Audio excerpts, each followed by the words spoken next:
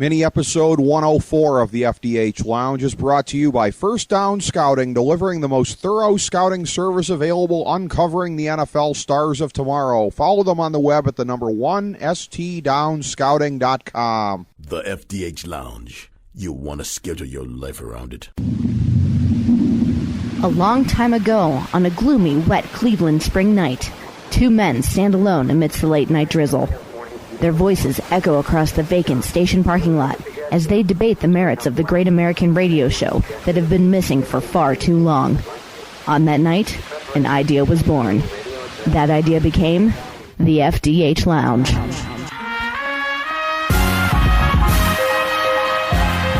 Welcome to the FDH Lounge. Okay, folks, we are coming down the stretch here. Rick Morris and Kyle Ross for the FDH Lounge. It's part 8 of the Kyle Ross History of WrestleMania anthology here. We're getting a 9-part series only, folks. Don't worry, we're almost there. Please don't go. Yeah, this is number 8 out of 9. And we are into, and you have set these, you've set the parameters on these, Kyle Ross, on what we're going to do. This one today, 19 through 21, this is going to be a take that a lot of people are going to find very interesting because notwithstanding the overall picture... Are you giving your take, or are you putting words in my mouth right now? I'm prepared. I'm putting words in the mouth of the audience, assuming they feel as I do. Okay. But I love to do that. A lot of people, I think, might be a little bit surprised, perhaps, to find out that given the overall state of the company at the time, uneven at best, and I will say at best, that you regard this 3-year stretch as the greatest 3-year stretch in the history of WrestleMania. In ring, I certainly think, I could, as far as 3 quality WrestleManias in a row, I'm not sure if there's 3, if you look back, doing this, how uneven were those, we always I was trying to think about that, yeah, there's not too many great ones back to back. Exactly, we talked about, for instance, periods of unrest. You had 9 and 10 and 11 and 12 and 13 and 14 and 15. It was going all over the place, up, down, middle. Here, I would say that all 3 of the WrestleManias we're going to talk about in this podcast clearly rank in the top 7 of WrestleManias all time. Okay. Which is pretty good. I can believe that. Which is pretty good. You'd be as far as you still had, and I know this is going to be a big bone of contention with you, Ricky, you still had, I think, some bleed over of the star power from the Attitude Era. Yeah. And mixed with some new guys as well. Yeah. That were maybe part of that era and had been elevated since. This was definite hangover, especially 19 and 20, to the period that had come before. They were desperate, and they were reaching and grasping for what could try to get them back there. But at the same time, what they could reach for and what they could grasp for, even on a mediocre day, there was a lot more star power than what you see today. Oh, yeah. There was certainly a lot more... granted, they botched a lot of it during this period we're going to talk about, but there was a lot more to grab at, back in this period, which is 2003 to 2005, than there was, say, today. Oh, that's true. Where, you look at it now, and the star power is far less impressive, I would say. But, yeah, I'm thinking right now, there's... 17, 18, 19. I thought 18 was kind of a dud. 14, 15, 16. 15 stunk. Yeah. Yeah, I'm going to stand by that remark if I email. Okay. Yeah, obviously, you got that out of a previous email I sent you. Yes. Okay. Our production notes, as it were, I for did this send one. that. It sounded like something I might have said, and I was quickly like, did I mean that? Was I not of full mind when I wrote that? You did. Yeah. Okay. That was in your production notes. I will stand by that remark. Yeah. Because I do not believe that you'll find 3 better WrestleManias in a row than these 3. Well, and again, looking at none of them are the best, but no, clearly not. But you're right. They did have star power. They did good have wrestling too. Good work rate. No question about that. Part of the reason, and we alluded to this the last time, the dividing line in your mind for why, because we'd been queried on this on our YouTube channel. Why is 18 not in with this instead of 17? And again, even though 17 was the last one before the invasion, which came shortly thereafter, the bigger dividing line, I think, to both of us was the brand split. That's what basically set the template for the modern era. And while we're going to cover the modern era 22 to the present after we get done with this one here, that'll be our final installment of the series. It's still a thing where it's a huge defining thing here. And right off the bat, after WrestleMania 18, they had the brand split. They had the initial draft. And actually, the night of it, they teased what was going to happen and what was going to be one of the biggest defining things over the next year, sticking a rocket to the arse immediately of Brock Lesnar coming in from OVW, and on a super star-studded roster, soon to be too many rosters, a guy who had never done anything previously in the world of professional wrestling would easily be one of the two or three biggest stars of the next year. Yeah, and I thought that worked. At least initially. I mean, we'll talk about this. Another reason that I wanted to put 18 with the other group, we covered quite a bit of ground in our last podcast, going all the way from WrestleMania 14 to WrestleMania 18, is that when WrestleMania 18 rolled around, there was still the sense of the boom's not over. All we have to do is tweak this and that. The money will keep rolling in.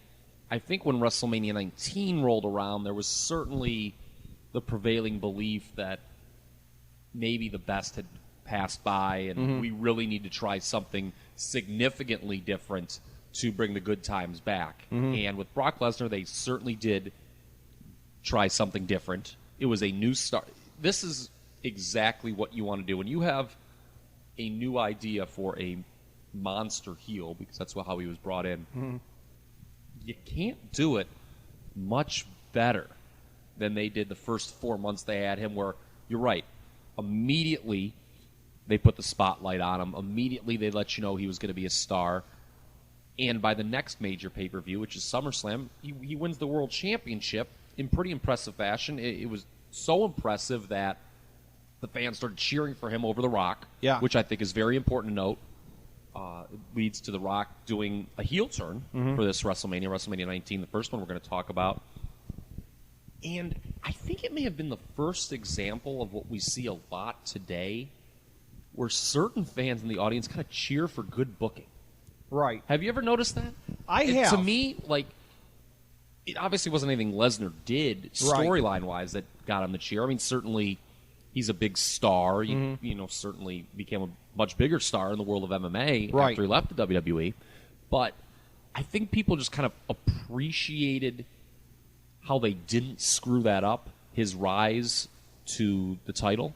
Right. And Nassau is always kind of a funny place, too. It is. The Islanders have sucked. The Islanders have sucked there for years, as you know. Yeah, that's true. But by the same token, though, you could say that about New York as a whole, because look at Shawn Michaels in '96, the way he was getting booed there at the Survivor Series. Or the following year at WrestleMania, which we'll talk about too. MSG's always kind of ridden Shawn. Yeah, those fans will really, really give it to you if you're not in their favor, or if you've done something to lose their favor. And it was kind of interesting that, we talked about how the crowd, the old joke, it's a 50-50 split crowd here for Rock and Hogan, and it, in fact, was anything but. It was probably, 70-30, 80-20 in favor of Hogan in Toronto. But, and you and I talked about this, it's really interesting because, Rock's back this year, and he's going to be wrestling Cena, who is the classic, whether you love him or you hate him, everyone's got an opinion guy. The fans really just began to turn on The Rock. Right. During 2002, to the point, I guess they were just sick of him. And that's shocking, now the way they bring The Rock back, he's a savior without flaws, and he's here to point out the flaws of John Cena. Right. The Rock had, if you look back at his career, does actually share a lot of the same flaws or character trends, maybe not flaws, may have been too harsh, as Cena. Right, and it's funny because there's so much romanticism built up around The Rock, and you see it this year with him coming back against Cena, and how great things would have been if. I agree to an extent. Things would have been better if he would have been around. But even now, he's had a few uneven performances leading up to this WrestleMania, and people have critiqued that. And maybe part of it is because the standard for him is so high. But we all kind of invent in our minds, I think, what he would have done over the course of the last 8 years or so, because there are times when the fans did tire of his shtick and turn on him. And he played into that. I said to you previously on one of these mini episodes here that he did a tremendous job in this 03 run of playing into it. By the way, I want to ask you, an earlier precedent maybe for what we saw with Lesnar, I know in 2000 they were positioning it by putting Triple H and Angle in that angle, if you will. But Triple H, during the pseudo-face turn of 2000, it seemed to me a lot of the fans were cheering him because of how he'd been booked. It's one of those things where, because it's not like he never lost, but first heel to win at WrestleMania, and he never seemed to get his comeuppance on screen. And even when The Rock got the title back, it was by pinning Vince McMahon. That might have been some of it, but when I look at the two, I think the noticeable difference is there was a storyline that would be conducive to cheering for Triple H. He had a guy hitting on his wife. Lesnar really never did anything of the sort. He was just booked very well. I think we both agree that we can get past SummerSlam. In my opinion, SummerSlam 02, the finest SummerSlam of all time. Oh, by the way, it was a great one. That was a great. I mean, it featured the return of. Here's another thing we need to talk about when we go into WrestleMania: the return of Shawn Michaels. I didn't have that in my notes. Return of Shawn Michaels in a fabulous match. Oh, was I marking out for that? I think that's one of the better matches of the decade. Two very influential things at that pay-per-view. Yeah, that the Shawn Michaels return, which really was a miracle, given what we'd been told about how bad his back was. And to this day, I don't know that I've ever heard an explanation for how you go from back fusion and guy can't take any bumps, whatever, to the kind of career he had over the next 8 years. It's amazing. When he came back that night, who would have ever thought that he would be in the main event match at WrestleMania 26? Yeah, that's wouldn't have pretty thought remarkable. That. But and he would come back so strong.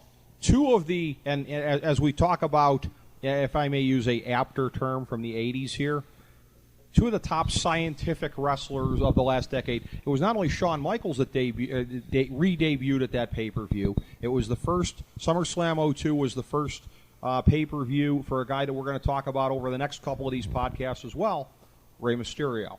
That was his initial entry into the WWE. Yes, you've done your homework. He was paired with Kurt Angle. That was a very good opening match. Yes, I really liked that pay-per-view. That was a great great pay-per-view. Except for the Undertaker test. I didn't care for that so much. We could have done without that. It was a clumsy way to try to face Undertaker. There could have been better ways to do it. He loves America, yes. Yeah, shades of always 93. Protecting America. Yes, always protecting America, the Undertaker. But let's move past Summer. It's a great, this is a WrestleMania podcast, not a SummerSlam. By the way, what are you doing? What are you doing in August? We could do this for SummerSlam. That would be great. But yeah, we're working through the macro here. After SummerSlam, I want to bring this back full circle to how you started this. Yeah, I thought that as well as Lesnar had been booked up to that point, things started to. They didn't do him any favors. Right. You talk about the brand split. People forget about this because it was so. They were. It was crazy. The shifts in philosophies they were going through during this period that we're going to talk about. They decided to make two world champions, which is an idea that that I feel is just hideous. There are very few ideas I have detested more in the history of this company than the split world champions. And not that this matters as much. But then you had a tag team title on each brand, neither of which mattered even as much as the old Smoky Mountain Tag Team Championship. The splintering, and they got rid of the Intercontinental title at one point. And the U.S. had been morphed into that during the invasion the year before. Yeah, you need a scorecard for this stuff, and we simply just don't have enough airtime to probably go over all that. But the guy who they gave, predictably, that is just literally given the Raw title was Triple H. And not to bag on Triple H, because it really actually has nothing to do with him. It is, like I said, predictable it would happen with him, but I thought it cheapened Lesnar's star when they just out of thin air made a second championship. And you know me, I'm a big history fan when it comes to wrestling. Why they did this and I know not a lot of eyes were on this product at the time, but when they had the two world champions in WCW, everyone called it the big fake gold belt. They called it the WCW International Championship.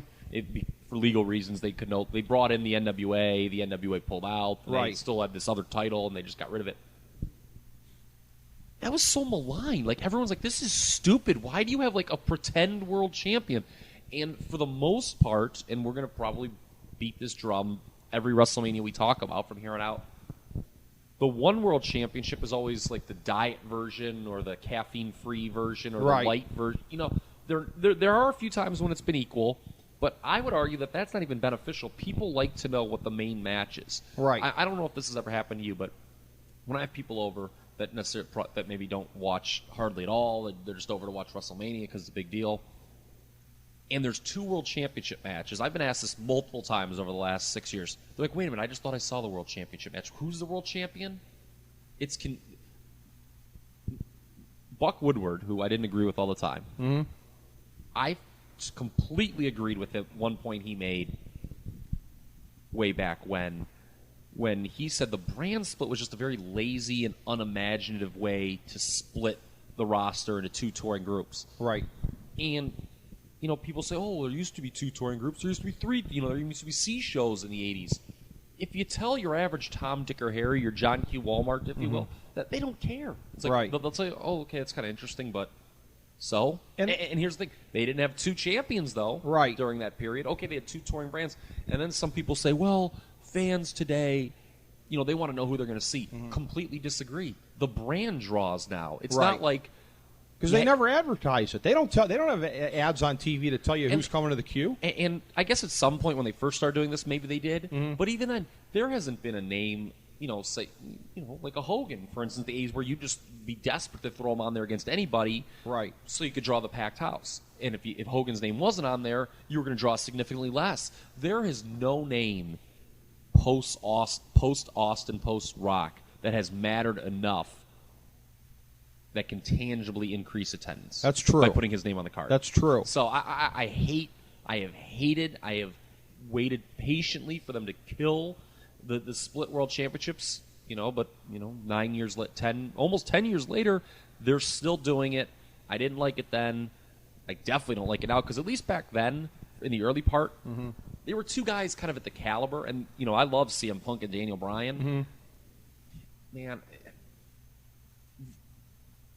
it's not like when this was originally envisioned, you have Austin on one brand, Rock on, you know what I'm saying? Right. So I don't like it. I think it's confusing. I think it cheapens whoever, I think it cheapens both guys. Yeah. Whoever's holding the title. It just makes them look weaker. It makes you rush people to that spot before they're ready. Right. And then you inevitably, CM Punk, people forget, the guy had won it twice before the big win last summer. No one really remembers that anymore, because it didn't matter. They weren't very productive runs. Right, and it's a thing where and where he could say in the promos leading up to it, I think he alluded to that he'd been on top before. I had it, but I wasn't the man. When there was only one world title, if you held it for however long, you were the man at that time. Yeah, and now it's not. You could argue right now he's not really the man, but that's a different story for different. But we're covering the original sin here as we're setting this up. Yeah, the original sin was they had the one guy, after years of Austin, Rock, Triple H, and it's another thing we didn't touch on either. Mm-hmm. Austin quit in 02. Yeah. Austin quit Took his ball and went home, thanks to the Rock saying that and backstabbing him on TV just because Vince wanted him to. Yes, and here's, I was kind of sick of Austin at that point anyway, to be honest. He was a little stale. He had been stale. Rock obviously was a little stale because the fans were turning on him. Right. Triple H was certainly getting a little stale, needless to say. Yes, he was. That turned into a pretty horrific face run by the time it was done. Yeah, and then they just wound up turning the back heel when Michaels came back. And even the setup for that was bad. Remember, mm-hmm. he would just pretend to be concerned, and no one bought it. Right. Everyone's like, just turn heel already, dog. Right.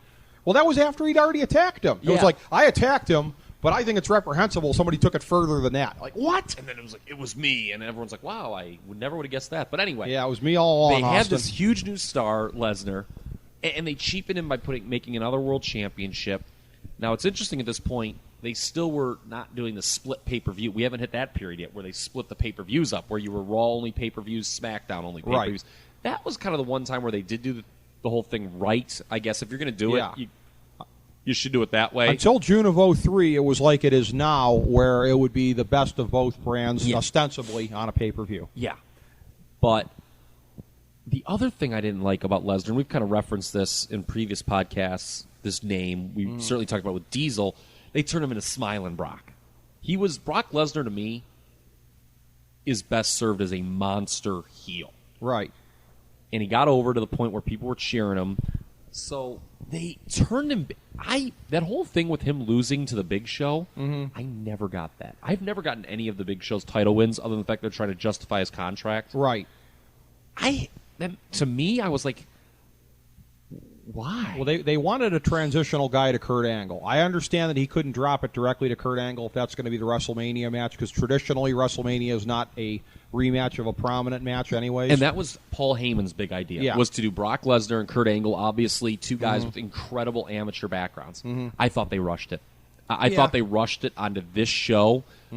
Personally, I would have had Lesnar, if you do want to turn him into a babyface, and I don't think Lesnar is a babyface carrying the company works. Again, I think he is better suited as a monster heel. But I always had the opinion that the WrestleMania 19 main event should have been Lesnar holding the title the whole way through against like an Austin or a Rock. To really, now he'd already beaten the Rock, and they, the impetus for Austin quitting was he didn't want to do a job on Raw to Lesnar, which was a stupid idea anyway. You don't job a guy like Steve Austin to Brock Lesnar on Raw for free. Okay, that's a pay-per-view match. Right. Okay, now maybe an old piece of garbage like Hogan, you do it on TV. And they which did. they did. Yeah, which was brilliant. Yeah. Oh, was that beautiful. The best part of that was the double cross, or implicit double cross. Hogan thought he was getting the win back at Survivor Series and be the first guy to beat Lesnar. That's awesome. Oh, that's brilliant. Yeah. Whoever came up with that. That was Vince. There needs to be more of that. That was Vince. Vince was like, yeah, we'll work out the details after you do the stretcher job, and he paints your own blood on you. Say what you will, that was a great way to put Brock Lesnar over. That's what Hogan should have done. To be honest with you, he comes back and has that match. And here's another guy. He's hanging around still, too. You know who. He comes back. He has the memorable match with The Rock at WrestleMania. Everyone loves him now all of a sudden. Right. In between that moment and him doing the mega job for Lesnar on SmackDown,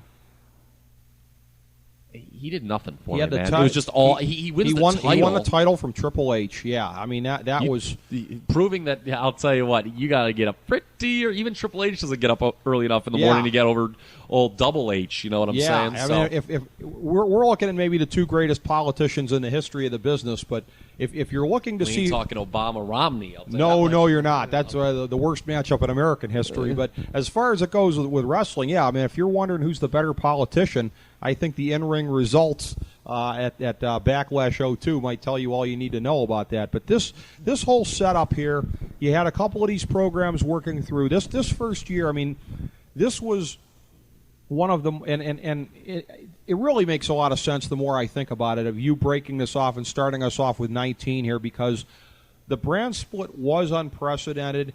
In a way, it was the most jarring break between one WrestleMania and the next, even though a lot of the talent was the same, but the directions that they went through, it was so schizophrenic on and off. Brand extension. Brand Thank you very much, extension, Rick yes, Morris. yes. Remember how big they were? It's not a split; it's an extension. That's when the NASDAQ ease, as I like to call it, really began creeping into the wrestling. Well, and lexicon. they became the WWE in the spring of 02. We've done our last WWF WrestleMania with 18. Sure. That's another big. There were a lot of big things happening, kind of behind the scenes. Not angle related. It was just a lot of.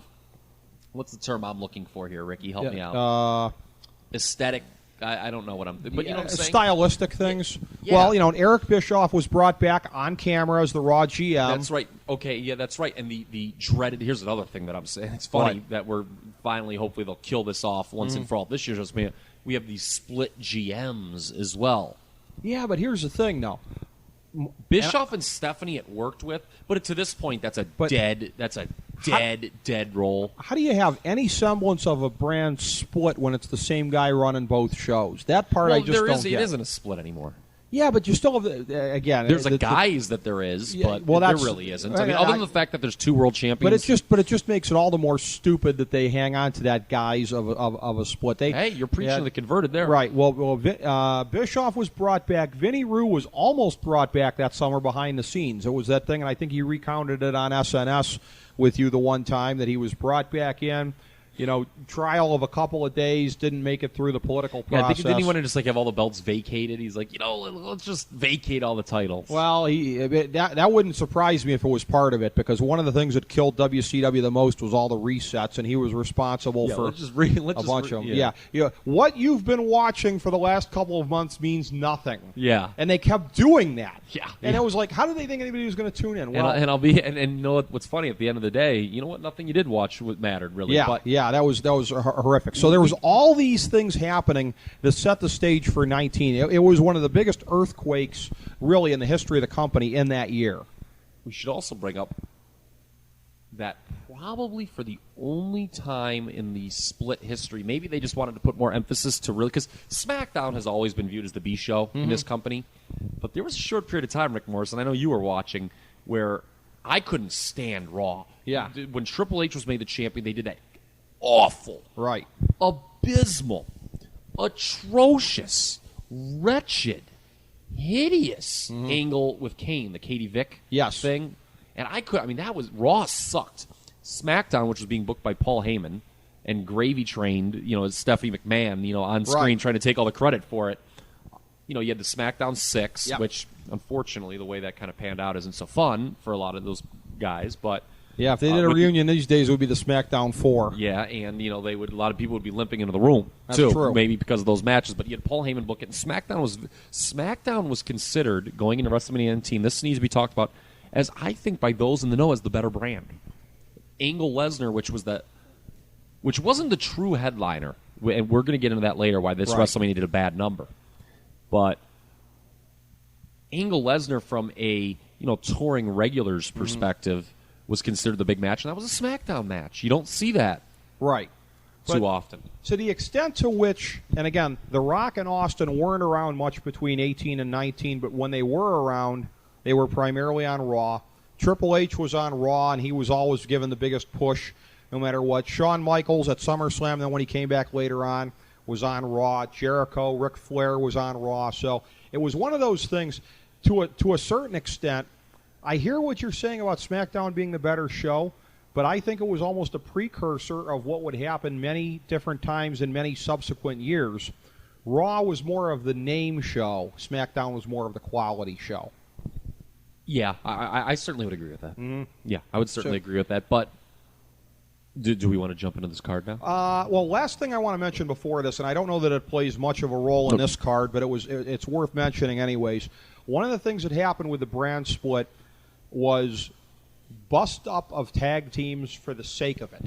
Like, we're going to have Deacon Devon on the one show, and then Bubba Ray getting a push as a face on the other show. They did that. It was kind of, and I'll give them some credit. It's one of those things that it's why you don't do things like that, a brand split. Yeah. Because to get it over, you have to do pardon me, things are kind of logistical nightmares. Right. Remember like when they did the lethal lottery in WCW, and it just so happened that tag team partners kept getting paired against each other? But some of them were so random, I always swore that there were times they forgot to work it. Yeah, they did say that in the one, but... Did they really? Is that a There's shoot? a rumor. I don't know if it's true. I wasn't there. Okay. But you're right. They did that because they wanted to put it over, but then they split up all the teams, and then then you realize, you're like, wait a minute, all these guys suck as singles guys. What are you doing? And then they're going to have 2 tag team titles for them all to fight after over. Splitting over all the good teams up and then putting together a bunch of hodgepodge guys. So you're right. There was logistically 02 and 03. I remember back in SNS, we always referred to those, despite the star power and despite the fact there was still you're getting a lot of good matches just based on who was still in the company at that time, from a booking perspective, was just booked very poorly. I think they did a lot of damage that wouldn't be felt till years down the road. Because it was jerky, panic, start and stop. There was a lot of panicky stuff. Yeah, and it was they've been very inconsistent over the years, but that first year especially in terms of the firmness of the brand split. Because there was a period where guys were just jumping between shows, and then it was like, okay, you can't do that anymore, all right. And then, like, after a bunch of guys had showed up on the other show, well, you're not allowed to show up on the other show if you're not part of it anymore. It set the stage for all the inconsistent we've seen in the years since. So this all basically builds to what we were seeing at 19, all this macro setup. Okay, and I want to talk about Lesnar Angle. Let's talk about the matches at WrestleMania 19. That was the one that closed it. Lesnar Angle closed it. Couple things here. I already said I thought they rushed into this. I understand that Paul Heyman, this was his vision to do this match, and there is a natural storyline in there. Now, I don't think, and you're going to, I think, disagree with me, we were talking off air, I don't think that backstory is enough to headline WrestleMania. Well, I know that sounds crazy considering what the pay-per-view draw Lesnar became and how well-known a Kurt Angle is. I got the sense way back when, you have to be fair and put your 2003 hat back on. Right. This seemed like a step down from your Austin Rocks and whatnots. Yeah, but in terms of star power. And I thought it was rushed. I hated, again, that whole transitional thing with the Big Show. Right. And Angle, Heyman goes to Angle. It kind of made no sense. Unless you're doing a thing where, unless it's a deal where Austin or Rock is going to be in this match, what would have been your answer other than that? I mean, or are you saying Austin or The Rock should have been in this title match? I think Brock Lesnar should have kept the title. First of all, he never should have lost it. Okay. I'm not. Forget how they did it. Mm-hmm. Brock Lesnar was a guy who should have just gotten a Diesel type length in Raw. I mean, for God's sake, they let JBL hold on to it for 10 years. Right. For a different reason, because there was no one else, basically. Right. But I think not. Here's how much regard I had for Brock Lesnar at the time. Not only should they not have split the world championships, he should have been the only world champion and held on to it. Okay. All the way through. Now, do you turn him face still? I don't know if you can fight the audience on that. I know that I didn't care. I didn't care for Smiling Brock. I know the Bob Sacramento of the show, Chad Repack, liked when he was Smiling Brock when he beat up that mariachi band and had that sombrero on, but he was a heel then. Well, here's the thing, though. A guy that he gets compared to a lot, and we'll talk about him in the next WrestleMania, Goldberg.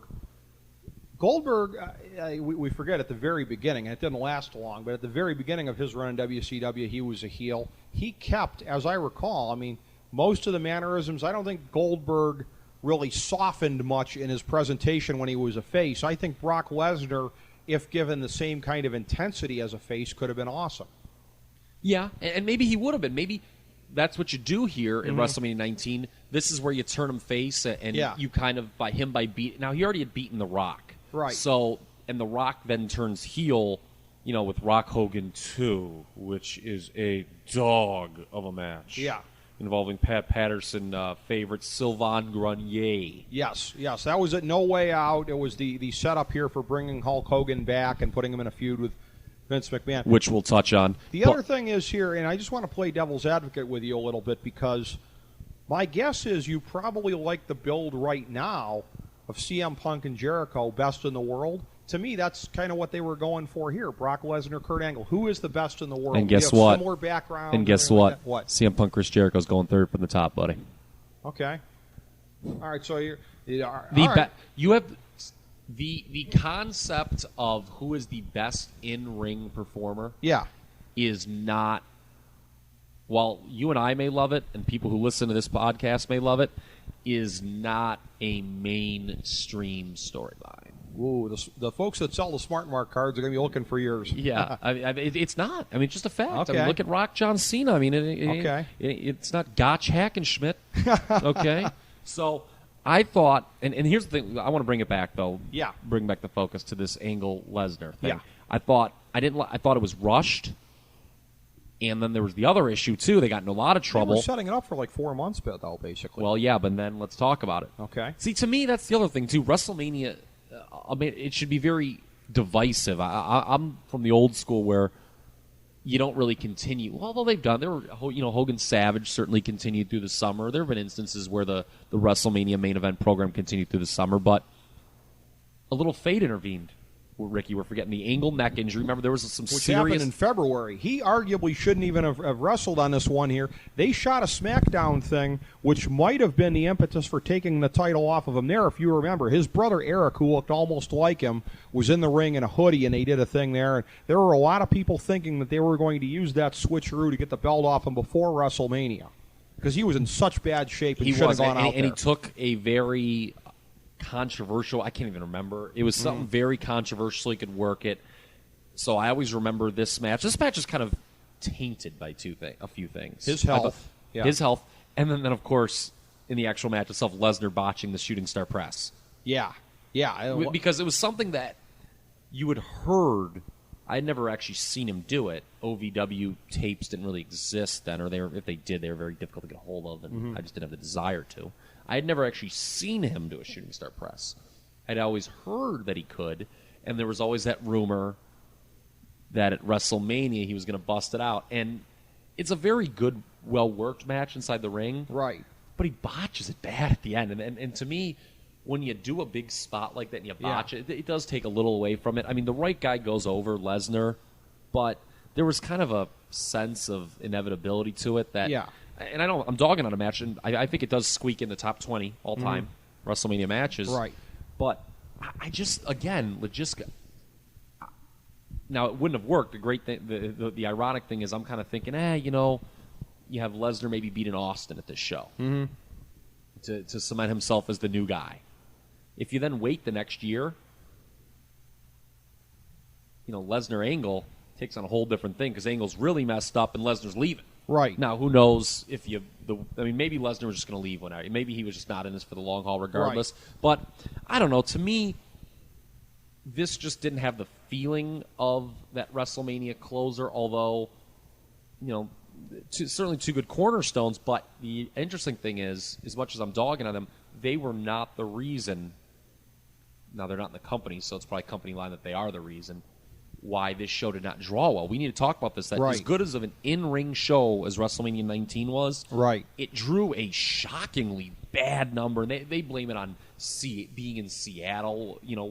Why that matters when I'm sitting in Cleveland, Ohio, and ordered it on pay-per-view. I did always think it was weird that they held it at Safeco, because the one thing about that, for anybody that really follows their MLB, yes, it's a dome stadium, but it's one of the rare ones. It's a dome that just sits on top. It's not sealed like other ones are here. And it's March in late Seattle. I'm sure they had the heat cranked up, but I'm thinking to myself, this is weird, because if it's like a 30-degree day outside, that could make it weird. Keep that in mind for next year when they're in East Rutherford, where there won't even be the semblance of that. You're right about that. Yeah, keep that in mind, sports fans. Yeah. But the major promoted match, and we haven't even really touched on this yet. Yeah.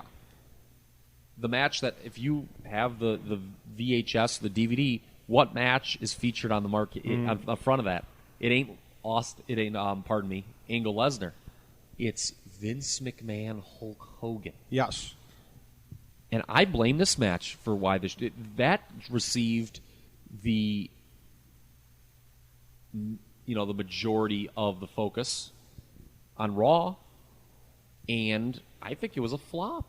Vince McMahon, we talked about this before, is not, whether you talk about the St. Valentine's Day pay-per-view against Austin or the Armageddon pay-per-view where Stephanie turns against Triple H, people have not bought in large. And I heard Dave Meltzer go on this, so I know it. He was talking about the numbers were both considered internally huge disappointments for those, and then this one obviously too.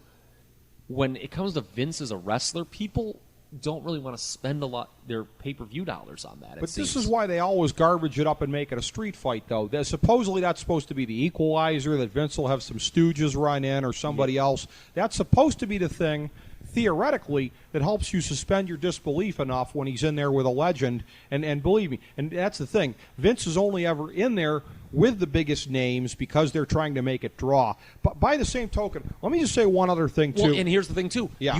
That's why I think you've got to pin it on Vince. Right. Austin's drawn. Triple H is drawn. Right. Hogan's certainly drawn big. So what's the one consistent there? It's Vince. People, to me, he was a great character for a long time. By this point, no more. Right. By 03, the Vince character kind of, jumped the shark, I think, to some degree. And this was kind of positioned as, the two biggest names in WrestleMania history at the time. The two names that made WrestleMania, the promoter and the star. And it didn't work.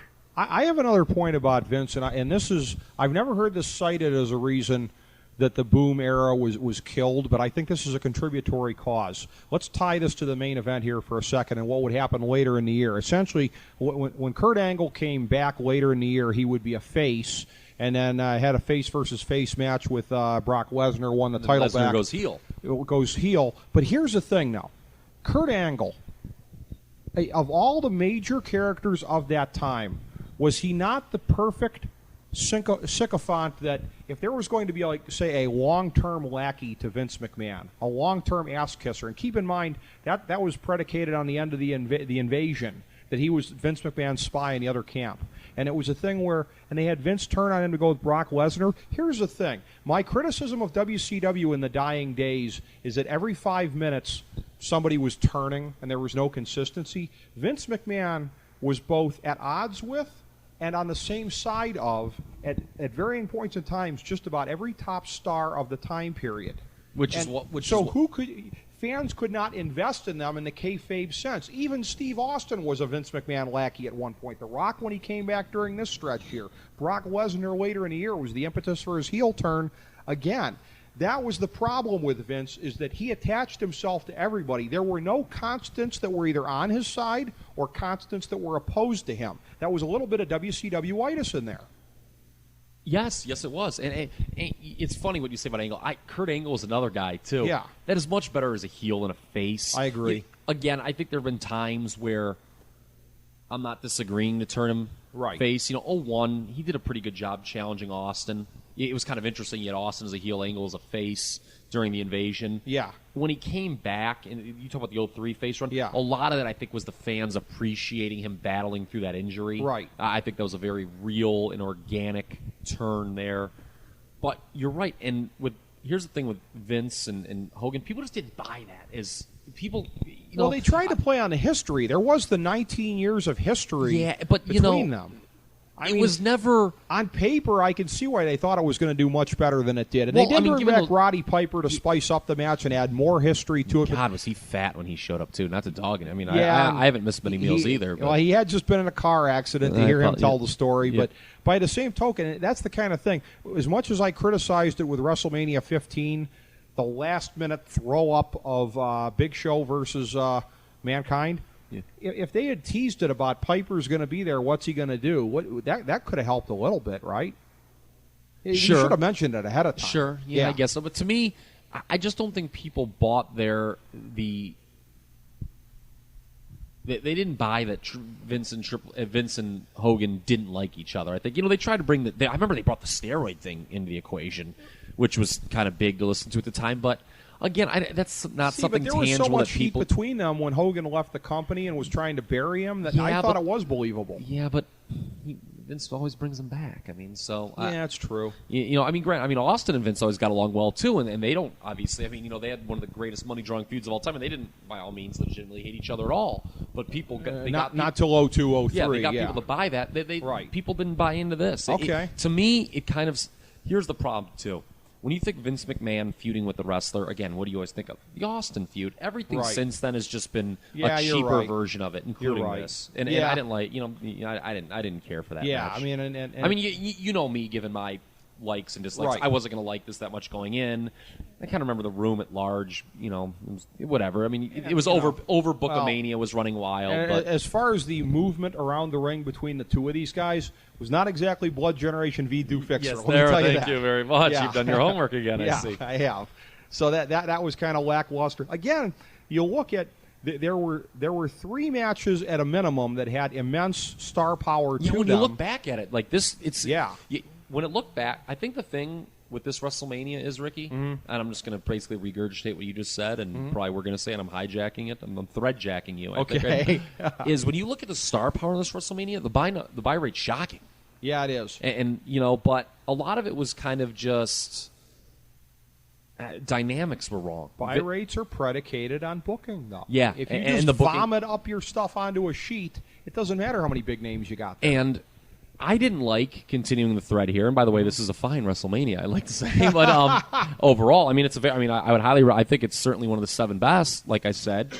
I would have it at 7. Okay. This one, I think the next 2 we're going to talk about are both better, but that's whatever. We'll talk about that a little later. I didn't like the Rock Austin dynamic here either with heel Rock, and he was great at that time, and he should have been a heel. Right. Going over Austin clean, basically just to set up heel Rock doing a job to the incoming babyface Bill Goldberg the following month. Well, it was that, and then it was also a thing where Austin was lead. I mean, this is his last real match. It was, and had they, it was one of those things. What happened with Austin, it somewhat mirrored what would happen 8 years later with Edge. Edge had his last match for the World Championship where he defended against Alberto Del Rio last year at Mania. This was it for Austin. He had a medical scare right on the eve of WrestleMania. So maybe the book or maybe the medical situation dictated it, but by the same token, I alluded to you off here. I thought there was a little bit of politics here. Even benign politics in my book are politics. Austin desperately wanted to put The Rock over. He felt that was the way creatively to top off their trilogy. So I think I don't disagree with that. When a guy is begging to lay down for another guy, that's no less politics, regardless of where his heart is in the matter. It's a thing where Austin exerted himself to do that because he was buddies with The Rock and whatever. I wish he would have done it for Lesnar. Right. I think it would have been better served. Right. And again, Lesnar was in there with somebody who had a major medical issue at the time anyway. Right. So I always thought that I have always thought the main event of the show should have been Brock Lesnar going over Steve Austin. You're probably No, right. I don't know. I mean, maybe that dynamic would have been fractured too, but right. I just didn't like, first of all, it just again seemed like the Rock heel turn should deserve so much more, and he was leaving. I know that's a problem. You can't say, no, we like how well you're not making this movie. You can't. Right. They didn't have the power. I mean, that was out of their hands. Right. But I always thought that a heel turned Rock would have been the guy to maybe get revenge and then go on to beat Lesnar. Mm-hmm. I thought Goldberg should have been brought in as a heel. Interesting. I think that there was a lot of backlash by, no, pardon the pun, because that's the pay-per-view debuts at, against Goldberg. I would have liked to see The Rock and Goldberg together after the show as kind of like a Hollywood-type connection as heels. I think the fans are such sheep that it's just, Goldberg's coming in, oh, Goldberg. I don't think there was any healing the guy. Unless you drastically changed his character. In which case, and Hollywooding him up would kind of change his character. But that's in the whole thing of if it ain't broke, don't fix it. I never got the sense that he was like this runaway awesome babyface. I mean, they tried to position him that way, but I think Goldberg was always. They always made him seem like he was an Austin. During the Monday Night War, the dying days, that he was the Austin ripoff. Yeah, I don't know about that. He was a guy who was, and the booking limited him because by '99 he was getting kneecapped politically. But by the same token, he was firmly in the mix of he only ever loses if he gets screwed royally. I mean, he like somebody needs to rip like a fire hydrant out of that ground and hit him in the head before he'll get pinned. Yeah, but at the same time, there was a lot of backlash. I mean, do you remember? People forget about this. It's Starrcade '98 when the streak ends. Yeah, the crowd. And it wasn't like face-hating Philly. It was Washington, D.C. Yeah. Goes crazy for Kevin Nash beating him. Like, Kevin Nash gets put it on. All right. Kevin Nash gets probably the biggest babyface reaction of his career. It was a face versus face match. Yeah, but he cheated. Of the ending. Yeah, Scott Hall, hit it. Yeah. Well, but it wasn't clear until later that was part of the storyline that he was in on it. So true, but still, like, don't you think that from a promoter's point of view, you have Goldberg, who was kind of the golden goose at the time against Kevin Nash. You don't sense that the crowd is really right. To me, like in retrospect, when you think of that, like no, you wouldn't think the crowd would be really energized to see Kevin Nash take the title from Goldberg. See, this is an interesting philosophical point because I believe in being creative. I believe in trying to stretch the bounds here in what you're doing and not just regurgitate stuff. Having said that, there are some guys where you're going so far against the grain, it's not going to work. All the times in the last, 13, 14 years when they've tried to make Ric Flair a heel, what's that done to business? Has Ric Flair been heel in any boom periods over that period of time? No. I would argue that was a contributory factor to WCW going in the toilet. Agreed. When they tried to shove him down our throats as a heel. Goldberg, I think but you're looking at the there same was thing. so much We will heritage. make you fans boo Goldberg. I just don't think it was really. possible. Am I wrong? Am I just kind of looking at this selfishly? Because I think that might be a little. That might be a little bit smart on your part there. About, I didn't. I mean. Yeah, I never liked Goldberg, really. You're getting your smart mark card back. But even it wasn't because I didn't like him because he didn't work. Right. I just thought he was very limited and just.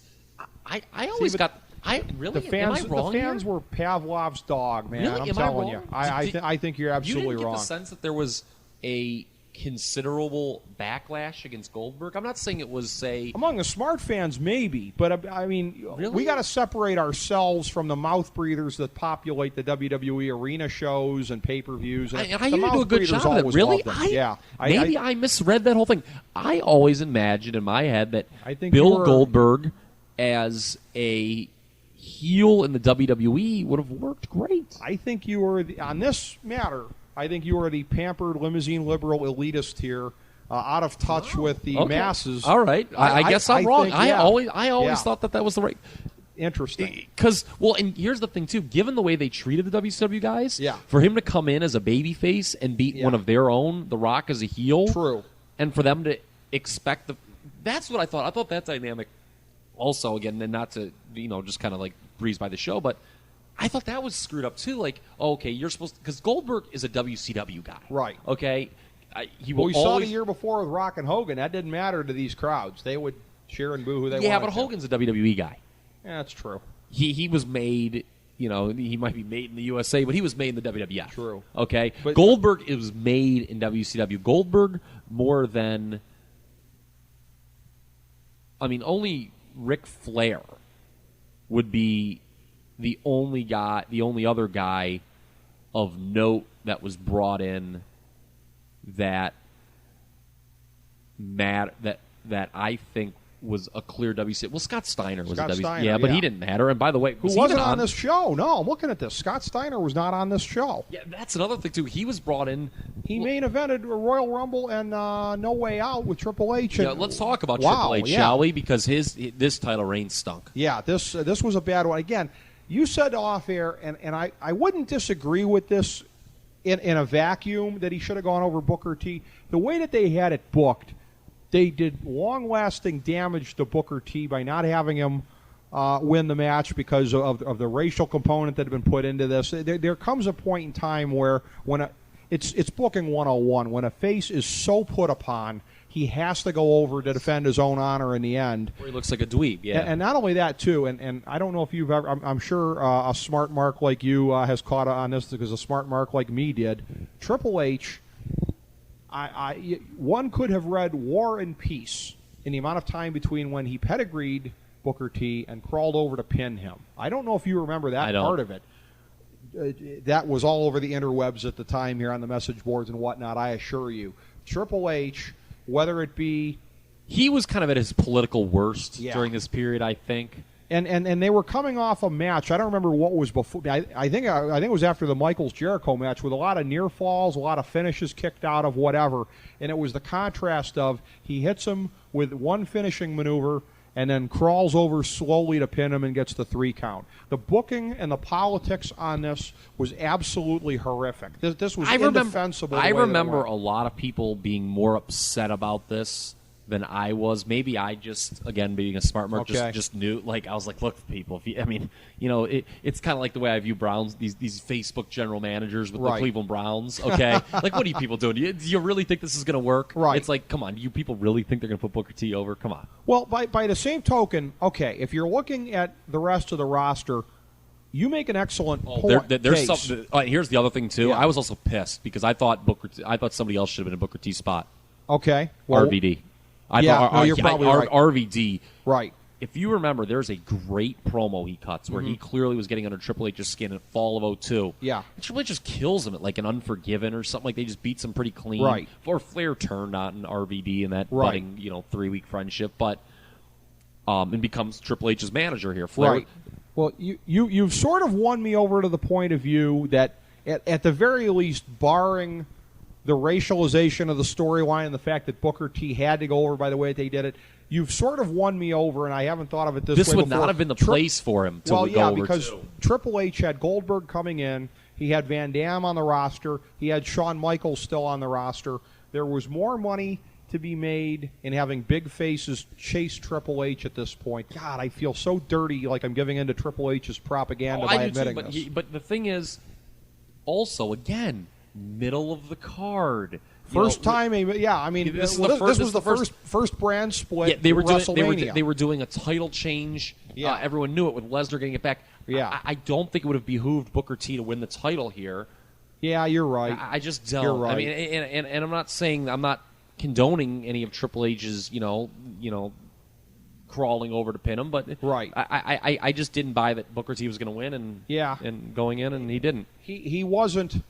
He wasn't really done justice in the booking since coming over there. And frankly, it took a long time for him to catch up in WCW to where he should have been on the card also, too. So, Booker T was always a guy that was a little bit behind. There's no shame. Like, to me, here's the thing. It seems like here's why another reason I hate the split world titles. Yeah. It seems like it's a merit badge. Anyone who who's really good should get one of these two titles because this guy's doing really good. He's performing great. Folks, there were a lot of greats in the olden days, not to be the old guy, that were great for long periods of time that never even got the world title, never even sniffed it. Exactly. And just because you're good does not mean you deserve a world title ring. And as the saying goes, when the titles weren't passed around like the Bella Twins in a hot tub. Yes. But by the same token, you didn't yet have the IC title brought back yet. It would be later this year on Raw, and the U.S. title on SmackDown. Those would be brought back. But here's one of the consequences also of what you're talking about using it as a merit badge, because while while both quote-unquote world titles have been devalued, the secondary titles for the most part have been as well. You go through stretches. Those don't even count to them. That's another reason why I thought that those belts, in my world, in my warped mind, I always say you have one world champion, and then the IC champion is maybe exclusive to Raw, US, and those titles,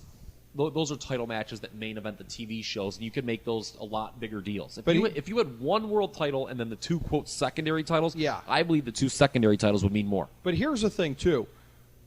You look like a real loser when you go from being a world champion to, yay, I'm the Intercontinental Champion, cheer for me. Yeah. And act like it's supposed to be a big deal. Because if they presented it a little bit differently, then you could kind of get behind it. And back in the day, in the old days of wrestling, to go back to like what you're saying, somebody like a Harley Race, he would go back and be the Missouri State champion, but it would be like, so many guys have gone on from the Missouri State title to win the NWA World Heavyweight title, and I will use this to once again regain the world title. Yeah. There's ways to do it, and then there's ways not to do it. But yeah, this was not even a great match either. The one before it's so funny, the one before it's Shawn Michaels, Chris Jericho. Michaels goes over in 22-33.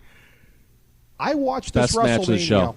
I watched it at my friend's place. He'd ordered WrestleMania on his computer. Are you going where I think you're going? I kind of am. And here's the thing. Really? I'll tell you know where I think you're going? Yeah. I think you know. I know where you think I'm going with this, and I'll grant. Say that two times fast. You. Yeah, exactly. I'll grant you. That one of the things this was the only match on the card where it really happened on my friend's computer, where it was buffering. Okay. So it's not where I thought you were going. It was, but I think buffering issues were. Well, but here's the thing, though. When I read the critical praise for it afterwards, again, maybe I was distracted by the buffering. I think this was a fine wrestling match. But I mean, after I watched it, or after I read about it after the show, I was like, so people are trying to tell me this would have been like 4.5 stars if I hadn't had the buffering on the screen. I just maybe in my own mind I couldn't get past the choppiness. That's not where I was going with this at all.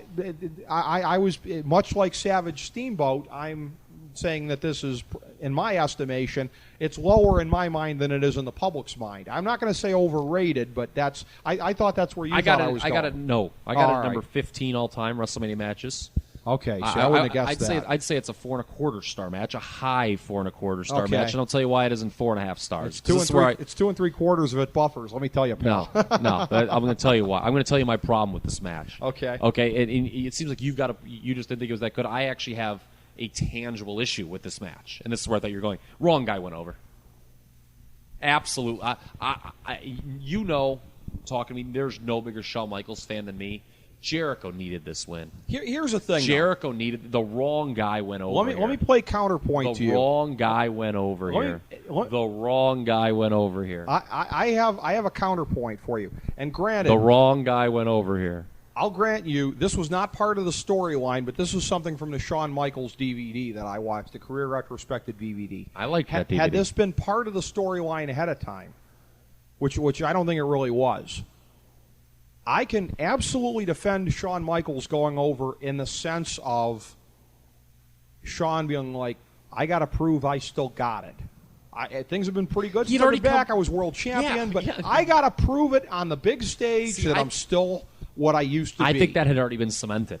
Do you think it had? Because on the guy came back and had one of the best matches of the last 10 years in his first match. Well, maybe Shawn was selling a storyline in retrospect on the DVD, but I thought to myself, gee, had they presented it that way at the time, it would have been absolutely defensible. A match like over. this, where it's always they kind of position it as the jaded understudy. Jericho, like this was kind of booked as, I always used to they cheer went for the Shawn shoot Michaels. Of that he grew up as a Shawn Michaels fan, and now he wanted to destroy Shawn Michaels.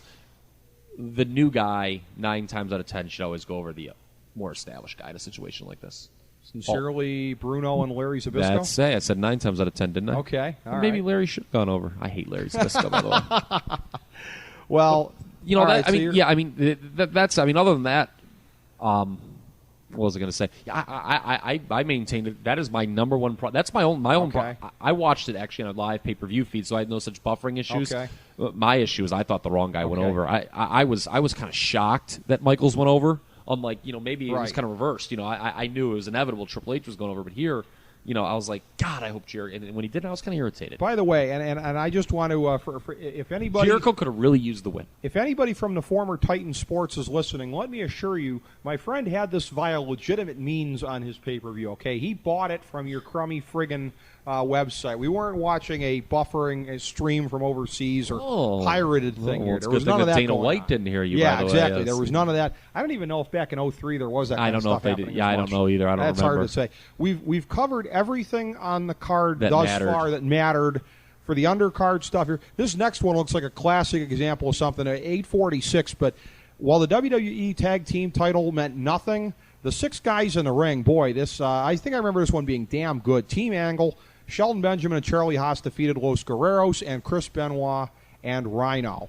Those 6 guys in there. I'm trying to remember back. This was good. It was to be, kind of a step down from the SmackDown. Had to 6. be tremendous. It was kind of a step. But again, the whole cycle with Angle getting hurt and Lesnar turning and then just speeding through that Lesnar. I thought that the breakup of Team Angle was too quick too. Right. Because you had 5 really good workers in there, and I always thought Rhino was no worse than acceptable. So I thought he had 6 fine. Yeah. I always thought Rhino was fine. Trish Stratus defeated Victoria, the women's champion, with Steven Richards, and Jazz in a triple threat match to win back the WWE Women's title. Yeah, 7-17. The women's matches weren't bad back then, but still, I didn't care. Yeah. This is a little trivia thing that we hit from before. Aside from what was the time the Undertaker won by disqualification? Giant Gonzalez. Oh, Giant Gonzalez, by count out at WrestleMania. It was DQ. They did the ether-soaked rag. Okay. Interesting. I guess so. If you're above 7 feet, you don't have to do a job to the Undertaker personally at WrestleMania, because the Undertaker defeated Big Train and A Show in a handicap match. You mean Big Show and A Train? I'm sorry. Yeah. As I conflate their identities, the Big Train Show was always on the B Show. Yes, the A Train. The A Train is on the B Show. My flub actually set you up for a very fine line there. Yes, thank you very much. Big Show and A Train in a handicap match, 9:45. He pinned the A Train. This was supposed to be a tag match involving Nathan Jones, one of the great misses in the history of this company. Yes, exactly. He and his lactating man boobs were still around as of this time, which it's hard to remember. The opener was Matt Hardy, the WWE Cruiserweight Champion, with Shannon Moore in his corner. He defeated Rey Mysterio in only 5:39. I remember this being a very good match for as long as it went. Criminally short, though. Yeah. And Matt Hardy was awesome at this point. Right. And on Heat, this is what happens when you have 2 tag team titles, neither of which means anything for the World Tag Team Championship. Lance Storm and Chief Morley, that would be Val Venus to all of you out there, with the Dudley Boys in their corner for whatever reason, defeated Kane and Rob Van Dam, who at other points in 2003 would go on to be the tag team champions. The unlikely duo of Kane and Rob Van Dam.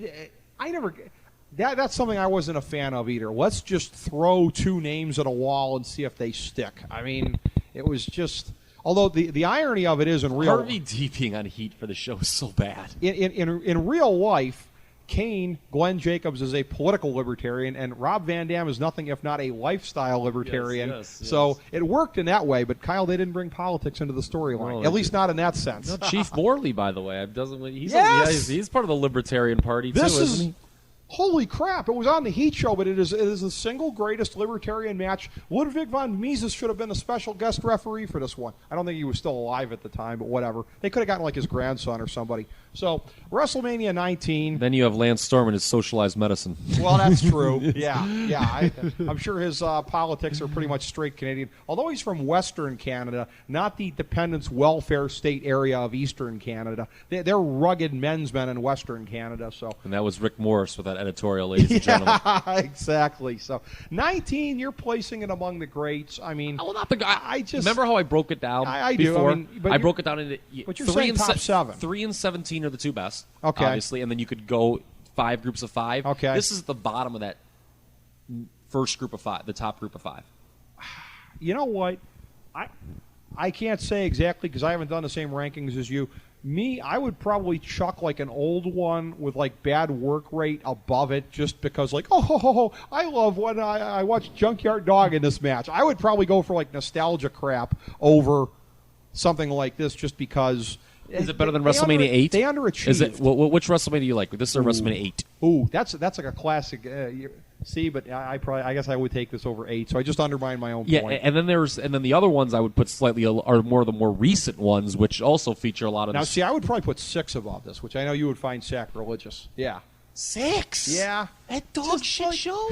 Yeah, but I mean, look, Roddy Piper and Bad News Brown was an abortion, but like I have WrestleMania 6 like in my bottom 7. The nostalgiac in me I don't would even be have like, those hey, too close. It's Roddy Piper and Bad News Brown. I mean, that's a perfect example. Like I would watch like old nostalgia stuff over a thing that would give me an aneurysm. Like, why weren't these guys booked better? I just can't get past that. That's true. Well, I think that's kind of the whole point of this little podcast. There's a lot of that. And isn't it the point? Well, also, 18, we bitched about it with that one as well. I think it has to hold true for 19. Oh, the booking was bad here. But with the talent on it, with the talent on 18, with the talent on 19, those could have been top 4 or 5 shows all time. Yeah, and that's the thing. And I'm going to hold it against them. It's a balance where the talent and the match quality is there, but the booking is poor. Right. Whereas in the old days, right. the match quality and the in-ring talent necessarily wasn't there, but the booking was very good. Exactly. So there's always that trade-off. So we get the 20 and the lead up for it, and again. This was a pattern that we would see. This was like the last time we really saw this before. Even though we're going to lump in 21 with this one in this segment, 21 was sort of like the sense of the start of the modern era because that's when Cena and Batista went to the top of the card. Orton was not far behind. It was the whole class of 02 breaking through. This was like the last time before that. When they were just like, what can we do? What can we do? What can we do? The answer in this instance... Well, there was 2... Well, they did bring back a lot of stars for this one, but they... Yeah. They if that's where you're going, I mean, certainly... Yeah, it's true. I love this WrestleMania, by the way. You keep saying a lot of stars. I mean, Rock got brought back for that one. Flair wasn't doing much wrestling in ring, but he's Ric Flair. Who else am I missing? Mick Foley was on this? Oh, Foley. Steve Foley. Austin Austin was doing his whole stupid shtick he's been doing since 03. Brock Lesnar, third man in the ring. Brock Lesnar and Bill Goldberg were on this. Well, they were there. I mean, they weren't like brought back, but they were there. on it. Okay, yeah. Well, I'm not saying brought back, but I'm saying as far as guys that were on the guys that were on the show. I mean, from a star perspective, I would argue the Undertaker was brought back more than either one of those two. He hadn't been around since Survivor Series. Maybe I misspoke. Okay, all right. I'm just talking about the star quality that's on the show. All right, I'm not trying to play language police. No, don't be Paul Belfi and piss me off. Okay, all right. Do you see any boat shoes on my feet? I don't think so. But no, you're right. The Undertaker was on this. Kurt Angle. I mean, the big people would more so than like the names on this. Like, I mean, a lot of these WrestleManias. This was loaded with John Cena's in the. I mean, didn't mean a lot yet at this point, but he's in the opening match. But what they did try for this one, and this was always, it's not so fun to talk about anymore. It's going to be interesting how we get into this. Right. Is they elevated Chris Benoit and Eddie Guerrero on this, and I think that's. I know personally kind of at the time why I really liked it. Now, again, it's not as fun, obviously, to talk about those two. The Vanilla Midgets Memorial WrestleMania. Yes. But I remember watching this live, and at the end of the show, those two, as the world champions, celebrating the ring, and I was just like, holy F. Whoever would have thought these two guys would be standing in the ring together at the end of a WrestleMania as world champions in the WWE. And because of politics, in that last match, even though everything pointed towards Benoit going over, you still didn't believe it would happen. I didn't that. Yeah. And I liked that. Yeah, I mean, it was kind of funny because of the politics. We're smart fans, but it brought out the mark in us. I'm sitting there at WrestleMania. I was marking out crazy. I will never forget. We're sitting there at Harpo's watching it with Belfi and people at his table. I got a story about that in a second, by the way. Sitting there, I'll never forget the salt shakers jumping on the table. We are banging our fists, tap, tap, tap, tap. Yeah. For one night, I was a Mark Markerson like everybody else. This in is there. one last Benoit was my favorite wrestler, which is why what happened was so heartbreaking. Yeah, and you want to talk about one of the great WrestleMania matches of all time. It was amazing. Top 6 for me right here in this main event, where Benoit. It was kind of interesting that you never really believed they were going to truly elevate him because it didn't really happen until late in 03. He was kind of toiling in the mid card for much of 03. Then all of a sudden he did get a clean win, I think, over Brock, if I remember correctly, but it was like non-title or some such. Yeah, I can't remember. Yeah, it was something like that. He wins the Royal Rumble. Yeah. And it's like, okay, wow, okay. And he went the distance. This was a marathon Royal Rumble. Yeah, although it was not as impressive as Ric Flair. No. People who think the 04 Rumble touches the 92 Rumble, those aren't smart But as people. a booking device, that's when you know they're serious. Yes, which is why because they did it with Shawn Michaels, yes. But then, speaking of Michaels, they found a way to shoehorn him into this, which I have always found to be lacking. Yeah, but I'll tell you what. Because it was Triple H v. Michaels, Chapter 95 by that point. I'm going to tell you what, though. What? I'm with you. Building up to it, I'm like, man, why is he And again, I'm a Shawn Michaels fan. Right. But you know what? At the end of the day, the match was better for him being in there. It probably was. Michaels being in there was a lot better than had they done Triple H versus Benoit straight up. You're probably right. This is the greatest triple threat match they've ever done. It probably is. It was very good. The ironic thing is Michaels was the best worker that night. Yeah, he was, even though he didn't factor into the most memorable parts of this. Side note, by the way, the Harpo's here in the Cleveland area where we're located, they had just opened in their new location, moving from the previous This is over by you? Yes. Okay. Over in Brook Park, Ohio. So I'm over there, and it was one of these things where, Belfie always, commanded a table there. I mean, he's always got the run of the place. He's tight with them, whatever. So I was there. I knew that I was going to have a seat at the table. Well, it was a thing where there were so many people that were there. It was such an SRO kind of a thing that they had asked, can we try and squeeze some other people in here too? So there were some folks we didn't know that were squeezed in by us. I'll never forget how hilarious this was. Dude that was sitting next to me, this biker dude in sleeveless T-shirt. Classic Brook Park, Ohio biker guy. This is why if you got the cash, man, you got to order these things at home. Oh my God. You got to order these things at home. Yeah, but I wouldn't trade this memory for anything because this is one of the greatest things ever. Sleeveless T-shirt biker guy, looking at the menus, whatever. And, and I order my stuff. I think I got some wings. He goes to order his. I'll take the fettuccine Alfredo, please. I'm like, that is the greatest moment ever. Really? That's pretty good. That's pretty good. Biker guy ordering the fettuccine Alfredo. Oh, that and Tap, Tap, Tap are my two enduring memories of the pay-per-view. But, yeah, that match. This is a classic 4 3/4. Now, at one point, it was 5 stars. Yeah. Okay. Yeah. But it gets the old -1/4 point because the guy being celebrated murdered his whole family. That little wrestling proverb. Yes. Now we shouldn't make fun of it because that's bad, but it's okay to make fun of him. He's a murderer. Yeah. But at the same time, to me, when I say 5 stars, it's perfection. There is nothing wrong with it. Right. And this match, there's something wrong that didn't have anything to do with the match itself, but you can lose it retroactively because, look, how can it be 5? Things always change. See, that's one thing I hate. That's this hipster Pitchfork.com site does with music. Okay, okay, an album's out for a week, and we're going to write its epitaph that lasts forever. Oh, what? The opinions can never change about something. Right. I let things breathe, and when you watch it now, it's kind of like. Ee. But that's the thing. Ee. Exactly. I haven't. Chris Benoit was my favorite wrestler, but I've not watched any of his matches since he did what he did. How can something be a 5-star match if you've got to be a ghoul to watch it? If you've got to be a Scott Keith or somebody that I consider to be not have a conscience, Jesus. to be well, I know he offed his family, but I'm not going to let it get in the way of my enjoyment of his work rate. If you're a ghoul who can, I'm not going to say justify. I don't want to get myself sued here. I'm not saying Scott Keith justified him murdering his family, but Scott Keith strikes me as the kind of guy who wants to put that aside while he's getting his wrestling on. If you can divorce your human conscience, if you can divorce your soul, Kyle Ross. Because, part of this is here that it was so cool for a lot of people who have been cheering for Benoit. Was a guy who kind of was always jobbed and screwed over by politics. Yeah. Finally breaking through, and it was a warm moment. You know what I'm saying? We cheered for him because and this is the irony. This is the horrible irony, because the character was so intertwined with the real person. This real person has struggled you were through more these cheering. obstacles. Yeah, you were.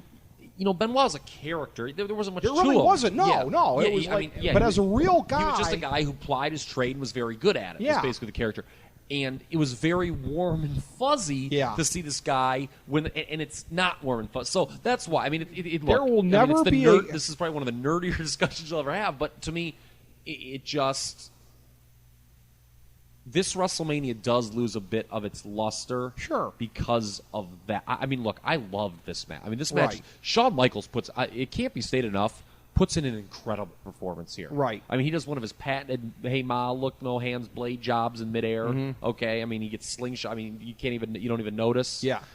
The suit. Remember, there's a spot that Benoit's got Triple H hooked in the sharpshooter, and the camera is positioned perfectly, and Michaels hits him with just a vicious super kick. I mean, this match is great. Yep. This and also MSG booing the hell out of Shawn the whole time. Like that also made this better too. Right. It was the right crowd for Benoit to win it in front of, because they wanted Benoit that night real bad too. And I know, because remember they shit on. Pardon me, I shouldn't be swearing on your podcast. I shouldn't be shitting all over your podcast.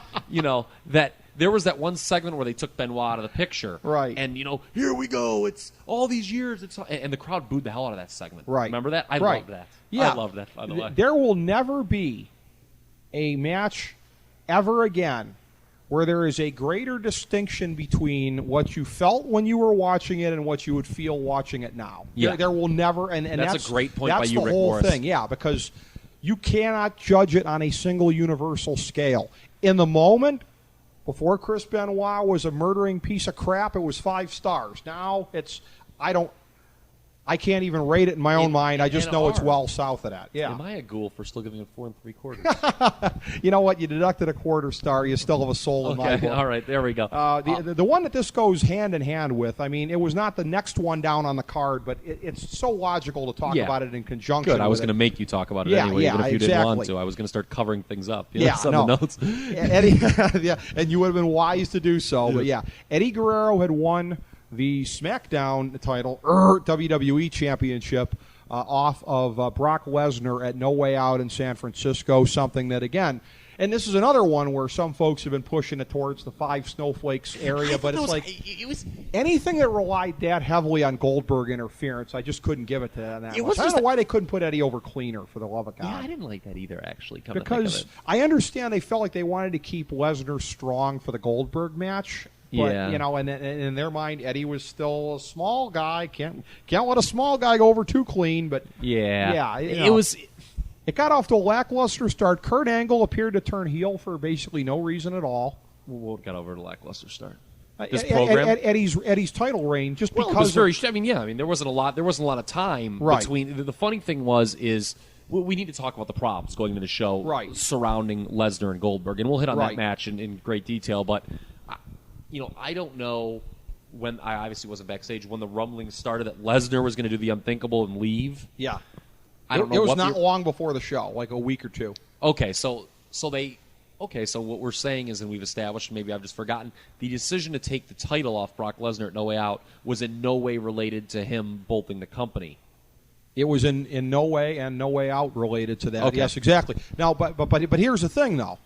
But Brock Lesnar, after having the title taken off of him, and I believe he was initially going to go over Goldberg, obviously, because Goldberg was leaving. Yeah, we all knew Goldberg was leaving. He signed a 1-year contract. Right. But Brock didn't regard going over Goldberg as enough of an offset for what was coming, because what was coming was the dead man saying, hey, you owe me, son. Yeah. I jobbed to you 2 years in a row in the fall, and man, for as much as I hate the Undertaker's politics, this is the one time where there might have been a little bit of a point to it. Oh, I disagree completely. Yeah, at a certain point, now maybe he shouldn't give back to the Undertaker, but at a certain point in time, Kyle Ross, when you're built up that much, you got to give back to somebody. Maybe it shouldn't have been the Undertaker, but he should have been.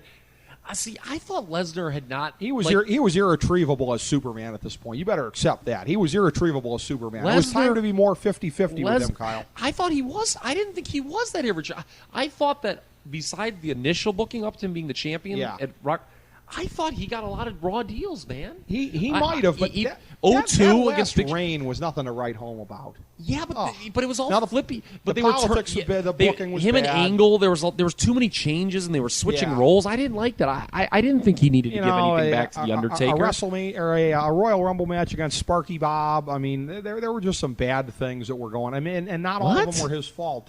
He had the Royal Rumble match against Holly. It was you broke my neck. I kind of thought that was deserved. I mean, they should build something off that. I mean, I didn't think it was a major pay-per-view title match. That's something you do as a TV program in the 6 weeks leading up to the Rumble. Agreed, you don't tar the Royal Rumble with Bob Holly in a quasi main again, though, event. You need 2 titles. Okay, right, the Royal Rumble's the main. But anyway, it's a different story. Right, no, but Eddie Guerrero. He lost steam in my estimation. All right, anyway. Well, Guerrero's. Obviously, they agreed to because they put the title on Eddie Guerrero, which was kind of unthinkable. Right, and I don't think Brock was that happy about losing to a small guy either, to be honest with you. Okay, well so the frustrations were building up, and Brock comes to the decision he comes to that he'd rather try out for the Minnesota Vikings than stick around this popsicle stand. Yeah, but I wanted to talk about Kurt Angle. Gotcha. I thought he cut a. You're right. It kind of was because he was a face. It was an insta feud. Yeah, and you're right. It was, but he was always better as a heel. Right. So I'm one of those people that will look past some of these things. Okay. If you put as the old Radiohead song goes, everything's in its right place. Yeah. Okay. He cut a wonderful promo, I thought, to build. Right. Do you remember that one where self-righteous he heel was on the big screen, and, going off on the drug addict? Eddie Guerrero is a drug addict. And I thought that was wonderful. Oh, did I think that was wonderful at the time, that promo he cut. When I watched, because it's still on, it's on the video package, obviously. Yeah. I watched it. You really are looking forward to the match when they show that promo. That was a great promo that made it. Now, the match itself, certainly when compared to the Benoit, Triple H, Michaels match, is not as good. It felt a little rushed. Even a 21-35? Yeah, I thought it was good. The ending was kind of weird. Remember, he undid his boot, but that was classic Eddie trickery. That was pretty. I kind of liked that. I thought it was kind of a weak ending, especially because they didn't continue this program. Like, it felt like this program must continue. You know what I'm saying? Yeah, but it was they kind of did with Kurt as like the outside the ring antagonist. Because he took over as GM of SmackDown for a while. Again, it was Kurt Angle's neck. He was out of action after this. It was the health that took him out of it. And they had to go to JBL. They had, which we'll talk about that in the lead up to the next one. Horrible how they did that one. But yeah, the Eddie and Kurt one, I liked it a little better than you did. But it was a good match. It was like 3 3/4 stars. Okay, that's about what I would have given it. I think we clearly agree though, because we would find in the era of the brand split, some title matches couldn't have followed other ones. This one definitely. Good thing it went on before the like I said, they made the right call. Almost every WrestleMania there will be an exception or two. Right, one title match is more important than the other. And I don't think Triple H was going to be let himself be in the mid card 2 years in a row defending the world title. No. The match that was in between these two, it was the second Undertaker Kane match at WrestleMania. They reprised this program. Tell me about something you can't invest in because you've been switching so many times. Yeah, 7:45. Undertaker beat it. It was the return of the Dead Man. The Dead Man, old school Taker. Yeah, I was like sourpuss at the table, so to speak, for this. Right. I hated this. It was. Yeah, I didn't think this was very good either. Well, no, not just because of the match. I just thought I was like, wait a minute, he's just going to become like the old school like. Well, because he'd been buried alive, from the Vince McMahon match. I mean, I realize I'm trying to give you some booking logic semblance to a man dying and coming back, but you go. I get why they did it, but to me it was just people were like, "Oh, this is so sweet." I'm like, "Is it?" I'm great, but because at least he could. The nostalgia maniacs loved it, though. Yeah, I know, but at least he could kind of do jobs as Biker Taker. It's true. It was what I was thinking. It's like, oh boy, here we go, no more jobbing again. Right. And I really didn't like the Undertaker at this point. No. I like him a lot better now when he wrestles once a year. Yeah, much better. Going back down the card, reverse chronological order. Victoria, the champion, defeated Molly Holly in a hair versus title match to retain the WWE Women's Championship. Hats off to Molly Holly for going through this, man. Exactly. Not a bad-looking bald chick, may I say. I always like me some Molly Holly. Well, all chicks should be bald. I'm talking about the head that was visible in the ring. Okay. I apologize. All right. That's very good, though. Skip that, by the way. The next one? Yes. Yeah. Go to that. Fatal four-way we were crap talking match. about. All right, we were Too Cool and talking about that. Rikishi. They won against a bunch of other teams that don't even matter. I don't even Yeah. want to. There were 2 tag team title matches. You talk about lazy booking Right. again with the brands, but they did 2 4 corners matches. Right. Yeah, and it was just worth. By the way, Bradshaw, who would be on one of the losing teams in this match, world champion a couple months later on SmackDown. There's the SmackDown title for you, folks. Yes. Goldberg and Lesnar, we talked about this one, 1342, when they still bothered to call things like this an interpromotional singles match. Yeah, now it's just That's kind of a quaint thing of now days it's just gone a super by. show, Yes, with special guest referee Steve Austin. So Austin was inserted into this thing, and they were trying to do it.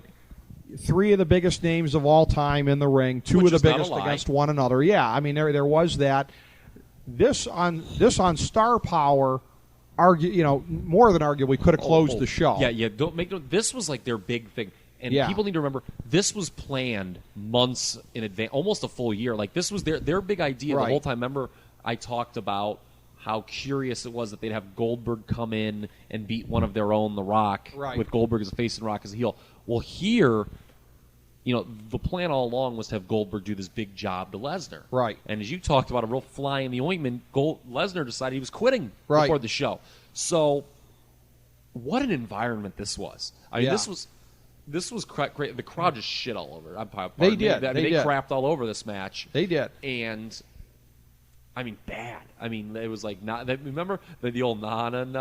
Yeah. I mean, they were going. There's never been an atmosphere ever for a big time match like there's been for this one. Yeah. For the backlash for these 2 guys collectively, Yeah. was amazing. Now the thing is too, what it gave after the match was an opportunity for Austin to put himself over, because after he had, I believe he stunned Lesnar after the match, And then he stunned Goldberg. And then he stunned Goldberg. You know what's and threw funny over is both of them. yeah, which worked. I thought Yeah. that was apropos to do. I have no problem with that. I always thought that. I know that health wise he just couldn't do it. It's such a shame they never did Austin Goldberg. You talk about That is, you talk yeah. about people always bitch, and rightfully so, that Right. that Austin Hogan match never happened. Right. I don't think there's been enough outcry that an Austin Goldberg match could have happened. I argue now if you get real fantasy on you here, not to get off the beaten path, Right. that if you talk about a money drawing match in this Right. industry, and it like you just suspend your belief in any match is possible in the industry of wrestling. If you would have done Summer of '98, Austin Goldberg, WWF champion, again, Yeah. logistically it's an impossibility. Right. There would have been the biggest money match ever. Do you realize Goldberg didn't face Austin, Goldberg didn't face Undertaker? I realize he was only there for a year, but I mean, it's amazing when you look down the list. Scott Steiner never faced the Undertaker. How is there not a Scott? I understand Scott Steiner was jobbed down the card at one point. How do you not at least feed Scott Steiner to the Undertaker? Who, by the way, by this show we haven't even gotten to this yet, and I don't think he was even on this one. What that is amazing. So Scott Steiner was not on either of the WrestleManias in the 2 years he was around, but.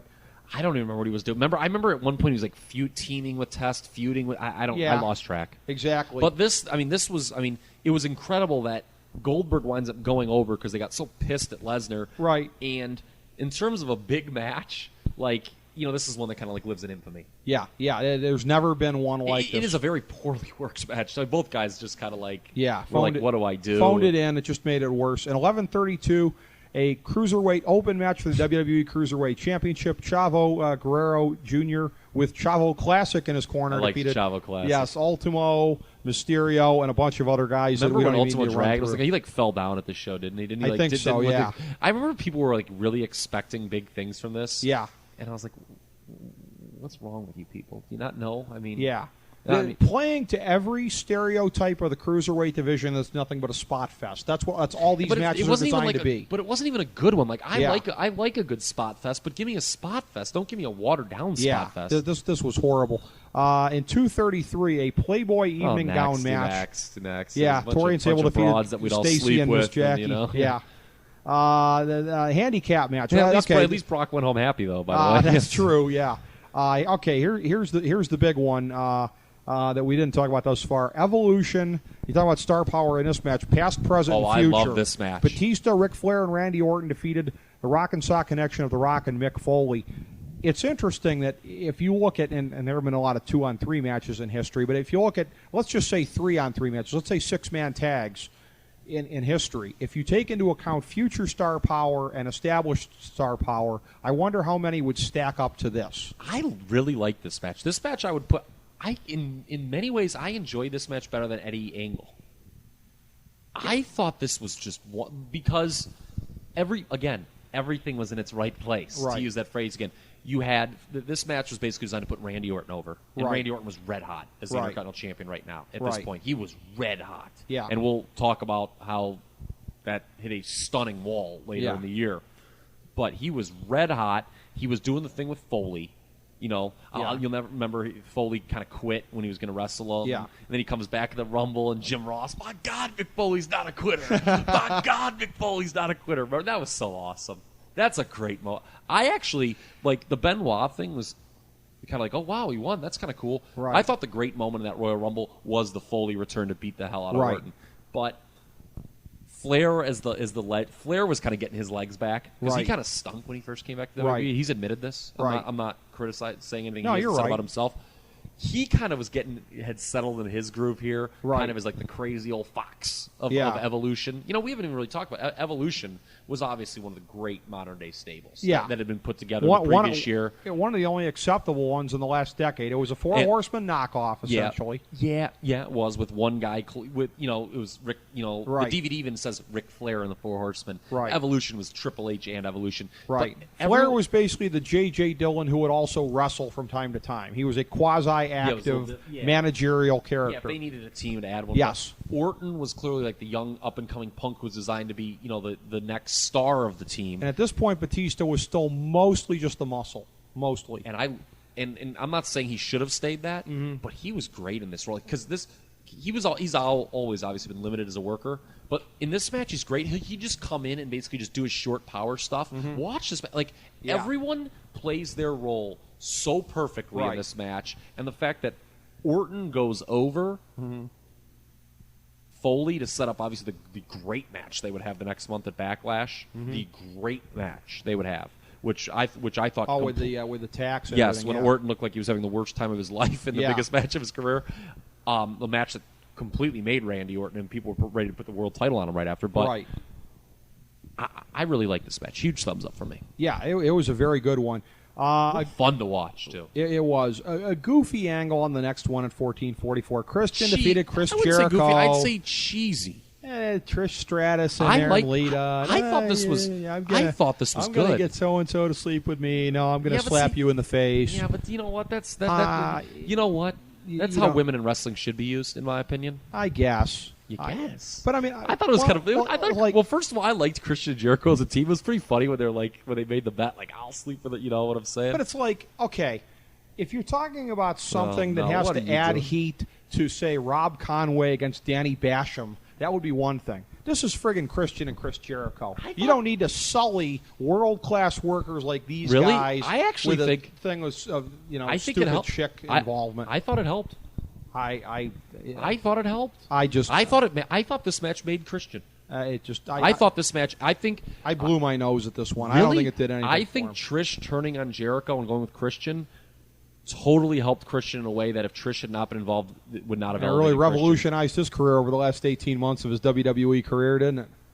Well, no fault of his own. That's not his fault. No, not. But again, it's not you his fault. If you're going to say made his career, you got to tag that within a real relative sense. Whenever you're talking about how he's been, I handled. thought it elevated him in the eyes of a lot of people, Christian. I hopefully it did. I don't know. I thought it didn't did. do much for me. He had been No, I think it elevated the level because the way it works now, the WWE, is you get yourself up to a certain level and then you Right. never go below it again. Right. I thought that after this match, Christian never fell below a certain level. Okay. He was always kind of. I mean, all right. He never fell below the mid card. Yeah. Okay. All right. And people forget before this, Christian didn't matter. Right. We ain't talk. How many All right, times have we that's true. referenced Christian during these not podcasts? a whole lot. Yes, Not a exactly. whole lot. Thank you very much. All right. All right. Well, he defeated Jericho again, though. But Right guy goes over. A year after you said Jericho should have gone over Shawn Michaels, did he plummet that much in your eyes in the last 12 months? It has nothing to do with that. What did I Okay. say? The new guy should always go. The less established guy should always go over. Notice Chris Jericho getting screwed in both. Well, in one situation does the right thing. The other situation gets hosed. He lost Very both years. interesting. Very interesting. Very interesting indeed. For the World Tag Team title four-way match thought for we the weren't talking belts, about this stupid meaningless crowd. RVD and Booker T defeated a bunch of other the wacky chodes in there. mismatched partners. Yes, exactly. The unlikely team. I think they actually say that a bunch of times. Yeah, specialized in that. That was their way of dealing with him for most of these years. Stick him with somebody. Although they were good friends, though, RVD and Booker T. I believe RVD was at Booker T's wedding. Yeah, but again, though, they didn't have much common in the ring. I think that was the whole point. Well, exactly. But they would put them in these uncommon teams. Opening the show up, and this is something that is... I like that we went this way because who we're going to talk about here. Well, did you do this by design? I did not. I did not. We just... I would have lied and said I did. You brought up Benoit at the outset, so we just kind of went that way. But in the opening match, a real precursor to the modern era, Super Cena, John Cena, defeating the Big Show to capture the United States Championship in 9:14 after giving him the... attitude adjustment, as it would subsequently be called. And back when he still had a cool character, I think he hit him with his chain also. So he did, and he did a little rapping beforehand. It's so fun. And first of all, I mean, this was not yesterday. This pay-per-view, by the way. Right. No, this was 8 years ago. Yeah, we're talking now. I mean, John Cena was considered kind of a hot commodity up and had just comer. turned in the last couple months. Yeah. This was kind of to cement his face run initially. Yeah. Because he'd been a heel. He had John the Undertaker. I think he was the U.S. champion. No, he wasn't. No, he captured it here. Big Show beat Guerrero for the U.S. title. That's right. And then Cena after Guerrero hosed him with sewage in some kind of memorable angle, if you remember. There was a lot of hosing back in those times. Yes. Yeah. But enough about how the booking got done. Yes. Yeah. But so Cena, a very easy and logical opener. Again, this to me is a top 5 WrestleMania. Top 5? You heard it right. I'm going to tell you the 4 better because we talked about them all. Okay. 3 and 17, obviously. 10 and 14. Name me a better WrestleMania. See, but I don't know. I guess I'm say 6 again? I guess I'm the kind of cop-out guy that's going to say I've got like a 15-way tie for 19th place because I just don't see... Here's the thing with me, and we're going to bring it up with these later ones. I almost have a mental block about putting this one too high. There are, to me... The top 7 are the top 7. Yeah. Which would be the 3 we're talking about here, and then 3, 10, 14, and 17. There's a big drop-off, I think, after those 7. I think there is as well. No you question. do? So you're agreeing with me now. No, I got to take that back because, again, I put 6 over the other ones. No, it's just I guess I see the fall-off. I guess where I misspoke, I see the fall-off as occurring higher than the 7th one here. I see. Well, obviously 3 and 17 are like a little bit, and 10 and 14 to me are a rather definitive 3rd and 4th. But these 3 we're talking about the next best 3, I think. See, but I don't even have 10 that high. I would put 14 way up there, but what do you have that high? 6. I don't know. I'm more of a sucker for 6. I guess I don't know. Stinks. This stinks. I thought we went through that. Do I need to make you listen to our 2-hour podcast on WrestleMania 6 because the show stunk? I may very well. Do I need to go over again how Coco Beware and Rick Martel was a real dog? Yeah, that may be necessary by the time we get through this because I may end up putting 6 over this next one as well.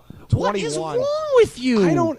6 over this one? But, I just can't get past the politics of these shows. These shows are so crappily booked in so many instances here. We did talk about that at the outset, that WrestleMania went from, where the wrestling, the work rate, as people who listen to these kind of things, demand and expect, wasn't so hot, but the booking was great. Right. Whereas wait a minute. WrestleMania 21, the booking was great. Well, here's the and it was pretty good, but here's the thing. 19 and 20, I'll give you, there was a lot of politics, a lot of weird things. 21 is the one that they got, they found a feud, kind of by accident. Right. Kind of by accident. And we'll get there, folks. And it worked beautifully. This WrestleMania drew a huge number. Right. It ushered in new stars. This is a great WrestleMania. At least 21 was shorter on the pointlessness than 20 because you talked about this with 17 about how there would be a thing of okay, we just got to screw the storylines. We got to cram it in there to get the matches we get because we got to do this. Yeah, I could just see somebody in a booking meeting saying, you know what? I don't care what kind of storyline bending we have to do. damn it, we have to have a fatal four-way tag title match between Too Cool, World's Greatest Tag Team, Basham Brothers, and the APA. We got to sell our souls to get that match in the ring. Yeah, but see, there was no storyline for it. And again, I always said, if you're going to do something like that, don't do an Insta feud where, where WrestleMania 17, they would do things like people peeing in each other's tea, for instance, okay? Like, to me, it's better to do nothing than have someone pee in an Intercontinental Champion's tea. Well, this is one where I get the sense that's just me, though. That is just you. That's one of the weird things about you, that you don't think tea peeing makes for a good storyline build-up. Hey, how are you? Hey, how are you? I think for this one, we should probably work it in straight order up the card because of what happens at the end of the card here, the last couple of matches. Yes, because I think we're going to tease going into the next ones. Yeah, I think so. Exactly. John Cena, Dave Bautista. Perfect setup for it. The beginning of the dark match interpromotional battle royal at the outset here. Booker T won. Didn't he win like 5 of these things here? We've got nothing else for you, so we'll let you win this battle royal. I don't know. DVD only. I'm telling you right DVD now. exclusive. I don't know. Okay. I don't remember that. Okay. Well, he last defeated Chris Masters. Chris Masters, interestingly enough, was deemed more worthy of being in the ring at the end of 28 other guys. Go wrap your mind around that. I don't remember anything about that. Okay. Battle Royals usually stink. Yes, they do. In the opener. Okay, go ahead. Never mind. All right. Rey Mysterio defeated Eddie Guerrero in 12:39 in a singles match. They were starting to tease what would eventually become a red-hot feud for them during the year. Eddie did like the constipated face when he lost the match, teasing that he was going to later turn heel. This is one of those things that... This wasn't no Halloween Havoc 97, let me tell you. No, and it wasn't even Judgment Day, which is one of the probably the best SmackDown-only pay-per-views of all time. Judgment Day 05. Right. For those keeping score at home. Was very good. Now, it did feature the famous Kurt Angle Booker T, bizarreness. But the bestiality match. But, yeah, this was kind of one of those things that you knew, this feud must continue. It wasn't even a feud. They were the tag team champions at this point, I believe. That's right, yeah. They were good friends, and, Ray wins a very clean match. Nice to see Ray win. They were good friends, Kyle. Yes. Well, but they were better enemies. Thank you. Yes. Well, it was nice. You know what, though? It's nice to see Ray kind of, and win a meaningful match at a WrestleMania. Wouldn't be his last. Yeah, and it would be for Eddie, sadly enough. Yes. Eddie, a year after after successfully defending the WWE title, finds himself in the opener. Well, shades of, in the next match, Chris Benoit, who would find himself in the initial Money in the Bank ladder match. First time that the Money in the Bank stipulation was their title match, hanging from the ceiling. Edge defeated Chris Jericho, Sheldon Benjamin, Chris Benoit, Christian with Tyson Tomko, and Kane. See, I think we need to talk about a lot of things here now. Not least of which in this match, wasn't this JR's infamous line where with Lita? Lita is jerking Edge off the ladder. I think it was. That was amazing. There's a lot of things we got to talk about here. Guerrero, you can't blame the company for what happened with Guerrero. Yeah. Now, hold on. People are saying, what? I'm talking about him losing the title, folks, not his early, or not the loss of life, okay? He was breaking down under the pressure. He was. He didn't like it. Triple H was supposed to go to SmackDown after losing the title to Benoit. He didn't want to go to SmackDown.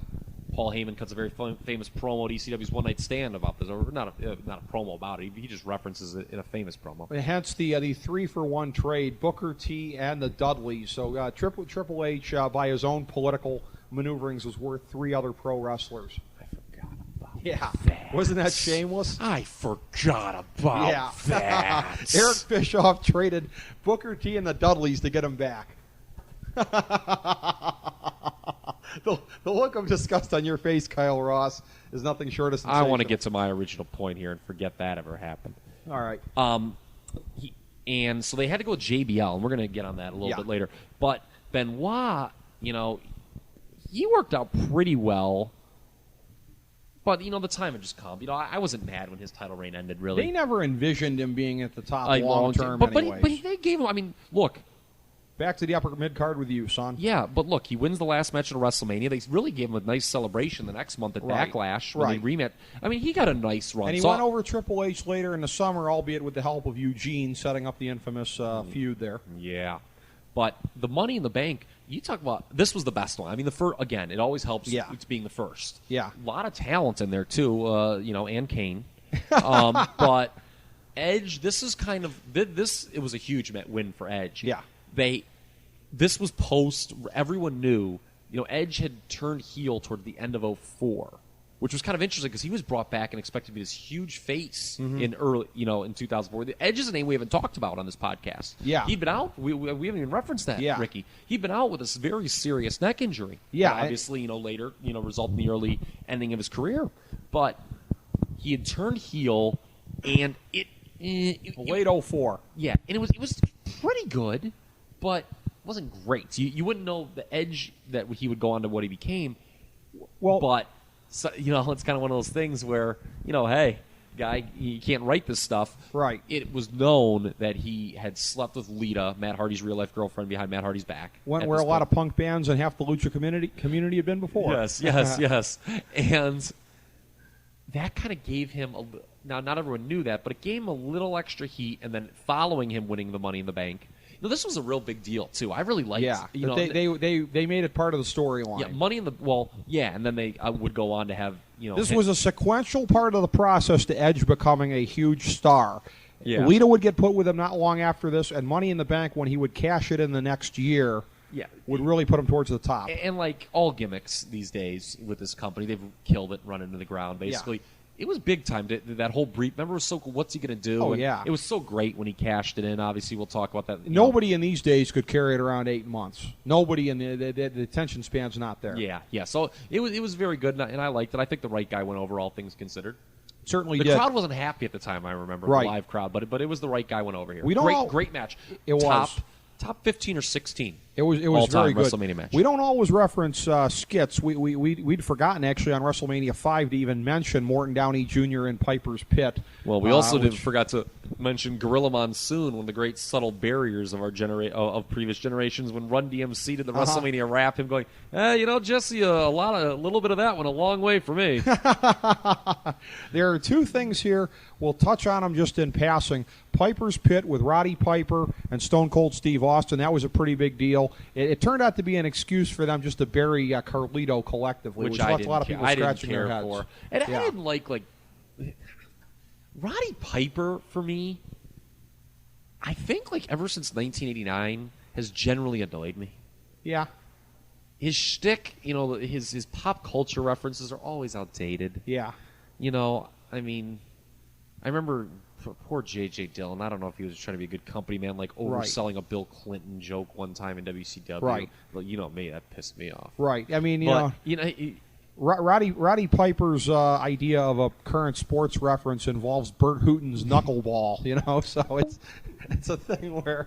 But I didn't to me, they tried to position, here's what I like, they tried to position, Austin as, this rebel without a cause, and, this new, right. as this young and hungry tiger. It's dude, are you kidding me? Austin's in your level now, kind of the past is prime legend. Right. Yeah, exactly. So it's one of those it didn't deals. even lead to a match. You're right. All this did was bury poor Carlito. And speaking of past their prime legends, the other thing that we're going to refer to here, Eugene coming out. He had been injured previously, came out for his WrestleMania moment to say hi to the crowd, gets jumped by Muhammad Hassan and Daivari.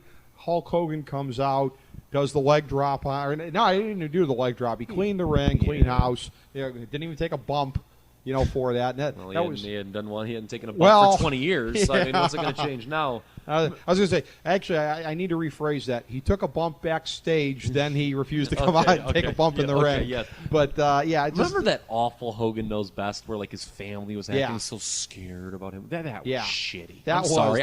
My language has been awesome. It's bringing it out in you tonight here. Yes, my language it's just been just deplorable. So these are the things, they don't show up on the official part of the card, but in terms of star power, whether we like it or not, Kyle, these are things people paid attention to. Oh, and you know what else was big? This was WrestleMania Goes Hollywood. I thought they did some kind of cool normally when they try to be when this particular promotion tries to be creative, it usually does not end with memento creativity, on the big screen. But I thought this worked very well. I thought that was pretty interesting. Yeah, I thought it did.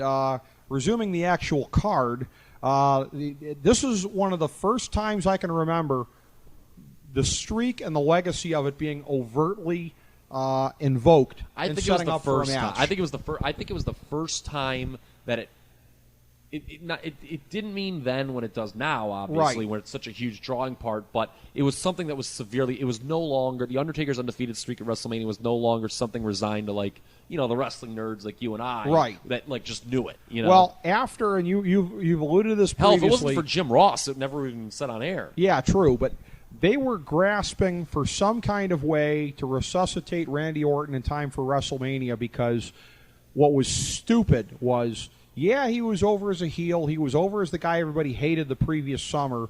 They instead took that and ran with it and made him the guy who beat Chris Benoit for the title. And it was ironic because I think Triple H politically feared a backlash if he would have beat Benoit. Do you think he did? I was always shocked that Triple H didn't get the belt back, didn't beat Benoit back. I was always surprised. Yeah, maybe. Given his political, like, to always get those wins back, I was always surprised. And the great irony is, I wouldn't have had a problem with it.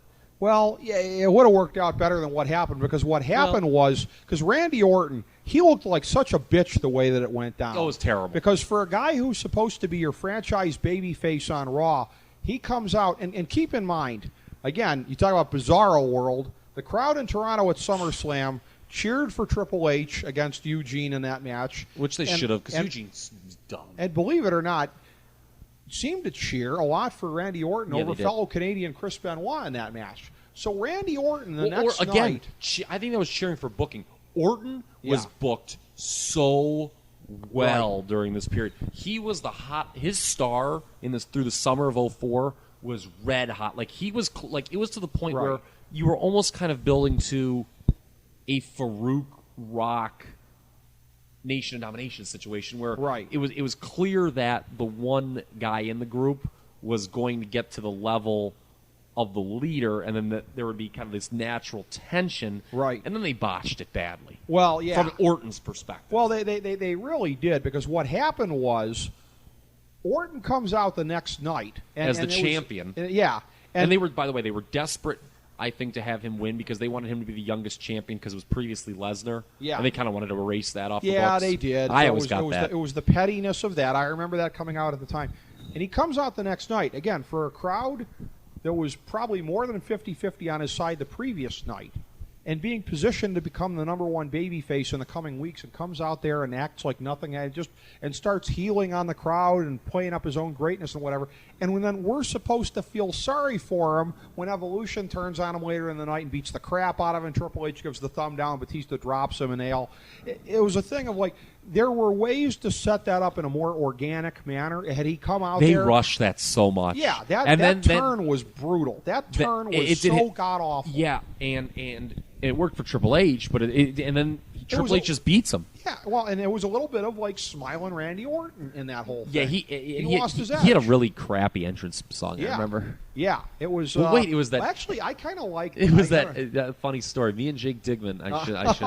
Yeah, I know this is going to be a good story. I actually can't say it anymore. I'm really? Sorry. No. It involved us. It involved us not being sober at all, screaming, "Hey, we're going all the way!" And then we just started making up lyrics to it all the time. But yeah, we can't. But we'll leave it at that. I always change the lyrics to "Hey, nothing I can say. How come Vinny took my big push away?" There we go. Yeah. That's good. That was always way to save the segment there, Ricky. Thank you. I try. I kind of want to skip.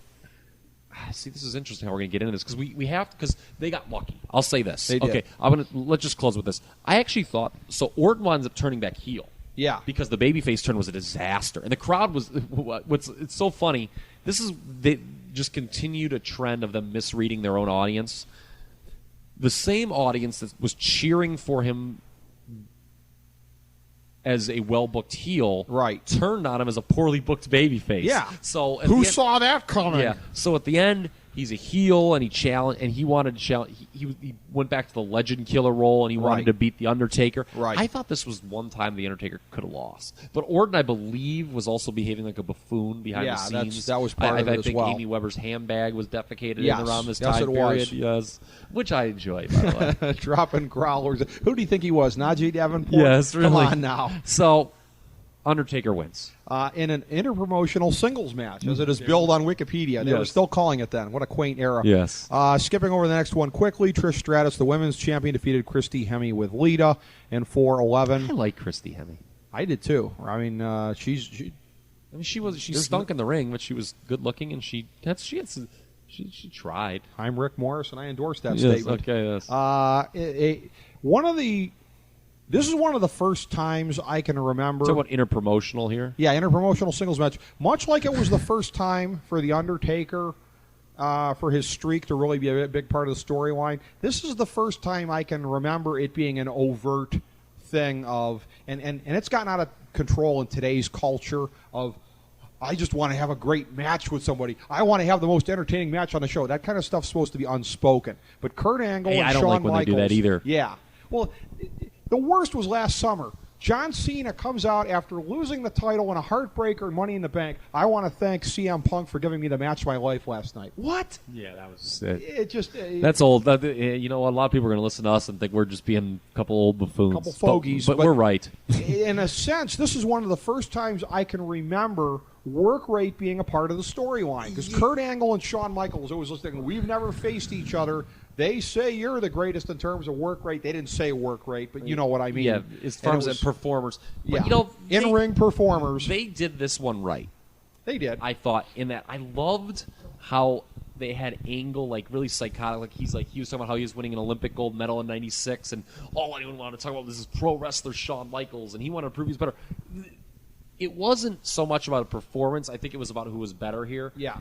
Right guy goes over, by the way, unlike the previous year. Yeah. I remember I was going to be irate if Shawn... And again, I love Shawn Michaels, but I was going to be so mad if he... We went riot over if Michaels wins. Yes, basically.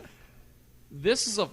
I know that, you know, the Meltzers of the world probably have this a little higher, so when I say this, people are going to be like, really? That's not... Speaking that high... This is probably a top 10 match in WrestleMania. It's right at that cutoff of the top 10. That sounds about right. I would say... We've hit most of the ones that were better. I mean, I don't think this match was as good as the three-way from WrestleMania the previous year. 27-25, yeah. That's all. So they let it go long. They did, and I actually thought it got off to a slow start, but God, there was some good stuff in there. And, you know, some people I've heard complain, Michaels was in the ankle lock, too. Right. I hate people when they complain. Yeah, exactly. Didn't they do it where the finishing sequence was Angle ends up giving him the angle slam off the top rope? Yeah, they did. That was one of the first times I remember something like that. I mean, this was very... It's tough a match like this because the expectations are so high. Right. And they met them. This is a 4.5-star match. And this is a 4.5-star match. And this is when you and I talk about the matches at WrestleMania that are in the all Japan style of like one finisher ain't gonna cut it. Yeah. Kicking out of finishers and everything like that, and a turbocharged finishing maneuver for Kurt Angle is what it takes to seal it. At 27-25, as our good friend Don Peterson would say, they let it ventilate here, certainly. In a sumo match in 104, for reasons inexplicable, Akebono defeated the Big Show. Well, at least they gave him video to show this year. Yeah, they were able to trot it out later.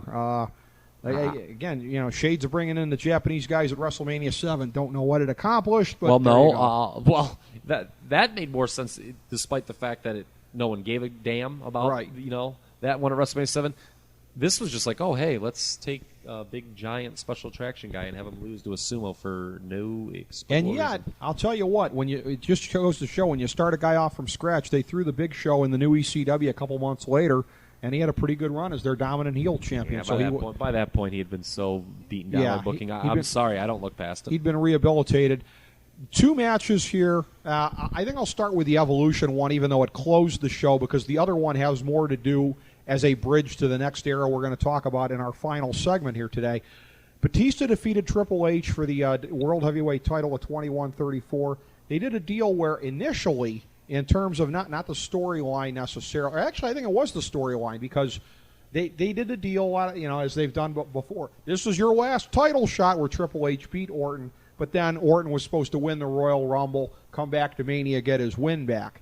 In the meantime, as Orton had cooled off significantly as a face, this is when we talked about how they got things were able to work out when the awful Triple H or the awful Orton babyface turned. Yeah, because Batista grew to be red hot, and it was one of those things where the fans were just begging for this guy to turn on Triple H and Flair.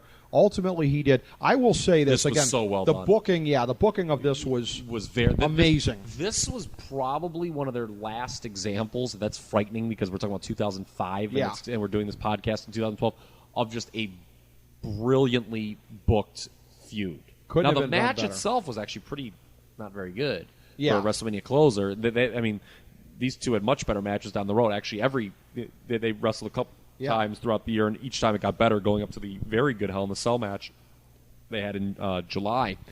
But maybe it was June, whatever, it was the summer. June, yeah. Don't hold me to it. But, yeah, it was so funny how, you're right, that Orton was supposed to be the big baby face turning a troll, and they bungled that, and they got the biggest mulligan of all time, the Batista. I love when he officially turned that segment. Yeah. Like, when it was so perfectly done because you knew it was going to happen, but it came off, like, everyone's actions came off very believable. Right. You know, you had, I'll never forget when Batista gives the thumbs up. Right. And, like, Ric Flair is like, yes, he totally is. Because Batista wins the Rumble, eliminating John Cena. They botched the finish. Then Vince came storming down and blew out his knees. And the whole big thing was, the big storyline is like, well, Batista, he's still a member of Evolution. Which side is he going to choose? Yeah. And, it was just assumed that he would challenge the SmackDown champion, JBL, because why would he want to wrestle stablemate? Right. But at the same time, they would show things like how they were manipulating Batista, Triple H, and Flair were, that is. They introduced it the year before, and nobody ever now subsequently mentions Benoit for obvious reasons, but it was the Benoit precedent. Everyone assumed Benoit was facing Brock Lesnar for the it would have been Lesnar at the time. Lesnar at the time, for the championship, and then it turned out. Actually, no, it would have been. Yeah, no, it would have been Lesnar. That's at the right. time, and yeah, it would have been Lesnar. Guerrero, That's but right. the SmackDown side is what you're saying. Exactly. But then it was like a loophole. He showed up on Raw. I can choose either champion. I choose to face you, Triple H. What they did with that a year later, the intrigue of that, and where. Yeah. But this is by great the point same by token, it kind of showed. There was a little bit of politics here, I thought. I mean, you may accuse me of nitpicking the Mona Lisa here, but it was a way where you and I have talked about off-air, the SmackDown champions oftentimes coming off as pale imitations of what Triple H was doing, and JBL certainly was in that regard. Yeah.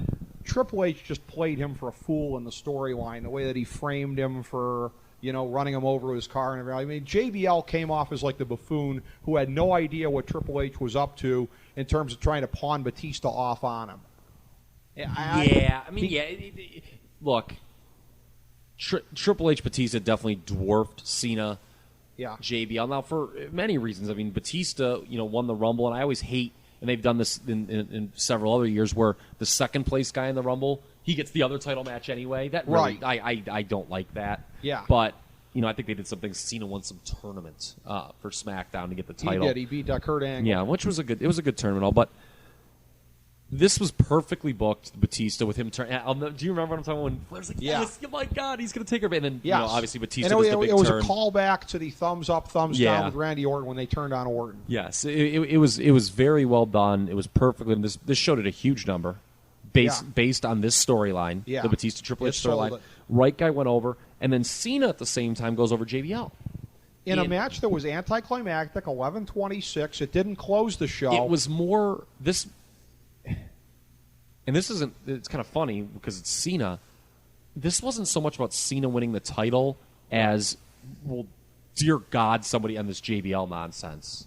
Right. And you know what I'm saying? Like, people were just like, well, somebody, please. And it's a thing where we teased this before when we were talking WrestleMania 20, and that Eddie Guerrero, okay, they had to get the belt off of him. I understand they may not have had all the time in the world, but the thing, what I've always said, and I will go to my grave insisting this is not 20/20 hindsight, if you're going to go, and I've read John Layfield, and by the way, and I follow him on Facebook.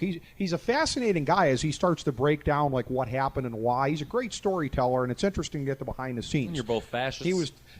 We share some political leanings, but he that was a non-denial denial, okay. Actually, yes, but.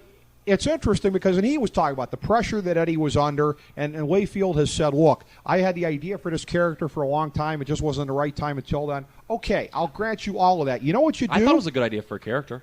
You know what you do?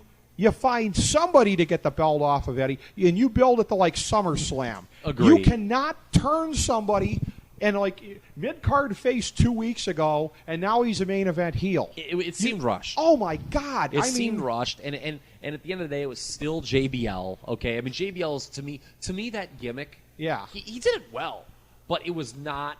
He was kind of in over his head. You know, he right. It's like that worker in the office who gets one promotion too right. many. And I mean, he was fine. I mean, right? No, he wasn't fine because the buy rate stunk.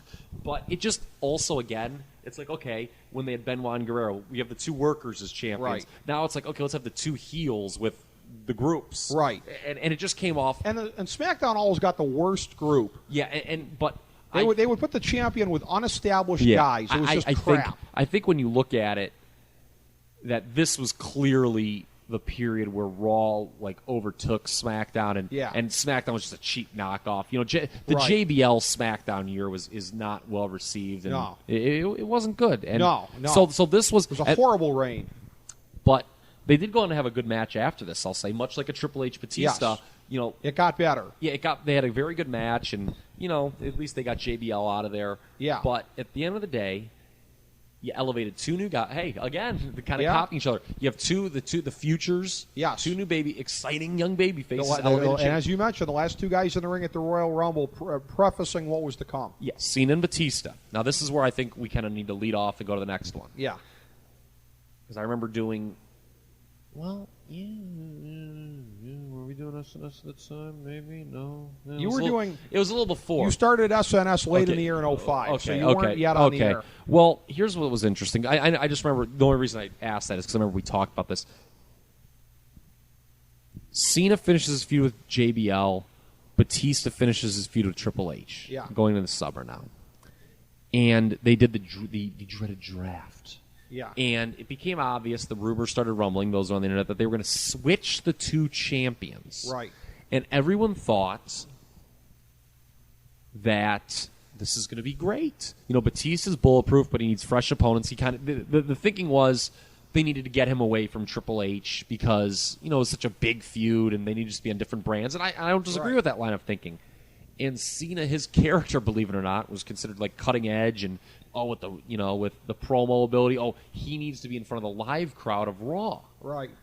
Again, not to be hindsight guy, but their logic and rationale, I think most people agreed that, you know, there was no big swelling public on the internet. Oh, don't do this. This is a huge mistake if you switch Cena and Batista. Funny thing though, it was in retrospect, it kind of was a mistake in that when you put Cena in front of these live crowds, all of a sudden the boo birds started coming in late 05. Plus, you couldn't edit in his matches like you could when he was on SmackDown. I remember a short guy making that point to me a couple of years ago. Yes. And Batista, after being so hot here, he was a big star for a while after this, but he never regained that again, I don't believe. When he moved to, and granted, part of that's moving to SmackDown. Part of it is, I mean, Batista and JBL, who's going to carry who in that combo? Now I'm not saying that the alternative would have been Kawada Misawa, but he originally was going to feud with Muhammad Hassan, and they're going to have the big match in Washington D.C. Right. Batista, hometown guy, Muhammad Hassan, hated terrorist, but then Taste intervened there. The London bombings, the fact that they exploited it like they did. Yeah. Nice job, Vince. Yeah, but that is, I think, a good reference point to leave this at. Yeah. That Cena wins, and here's the point I always wanted to make. Dave Batista was the star of WrestleMania 21. Yeah. John Cena was not the star of WrestleMania 21. Wasn't. They decided then on their own John Cena was going to be the star of the company. Look, he's a huge star. Right. Okay? He's the guy that they've built the company around ever since then, and I think he's more dynamic and versatile and just overall better than Dave Batista was.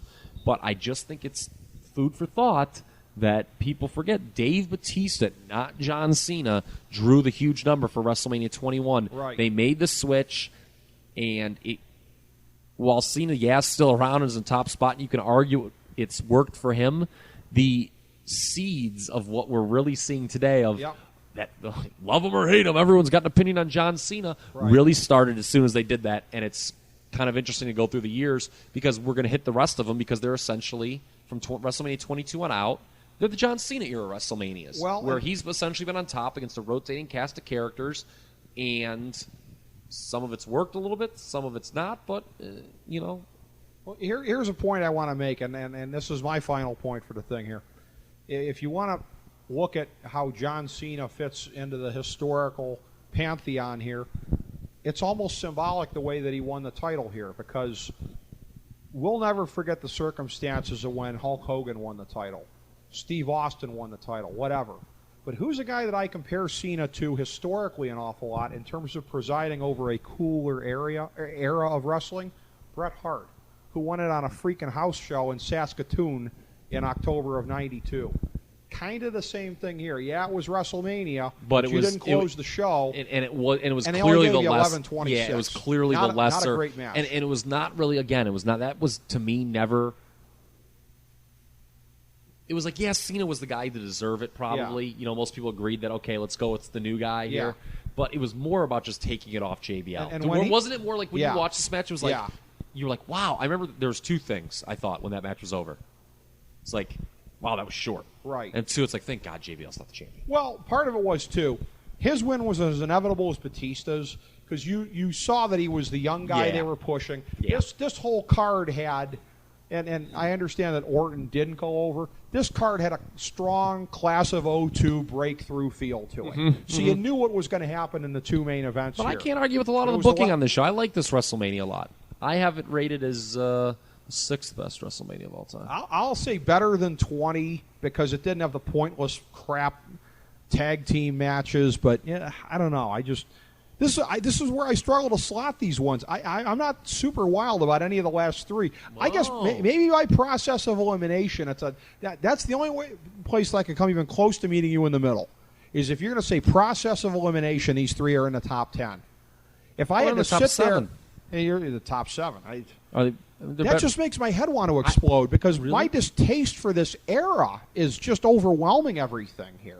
That's true, and a lot of people are worried. Look, yeah, I mean, you just got. This is a very controversial viewpoint of yours. Let us not mince words. People's really. My head is not the only one that's going to explode. See, I think yours is the controversial one. Really, I think 95% of people, despite the nostalgia and reverence given to the older WrestleManias, and some of the I would have done it this way attitudes toward these WrestleManias, I think it's pretty common belief that these WrestleManias are better than the old ones. The old ones, I think even I'm being nicer to a lot of the older WrestleManias. I mean, it sounds like you're being a lot. Most of the people would have like the top, would have like the first 7 WrestleManias with 3 being the exception. That's all in the bad grouping. Well, maybe so. Tell you what, I lied. My final point, I just thought of this one here. Because this basically symbolized the modern era, and I said 19 and 20, I think you kind of agreed with me, or like the hangover of the Attitude Era when they were still scratching and clawing to try to rebuild what they had, 18, 19, 20 were those eras.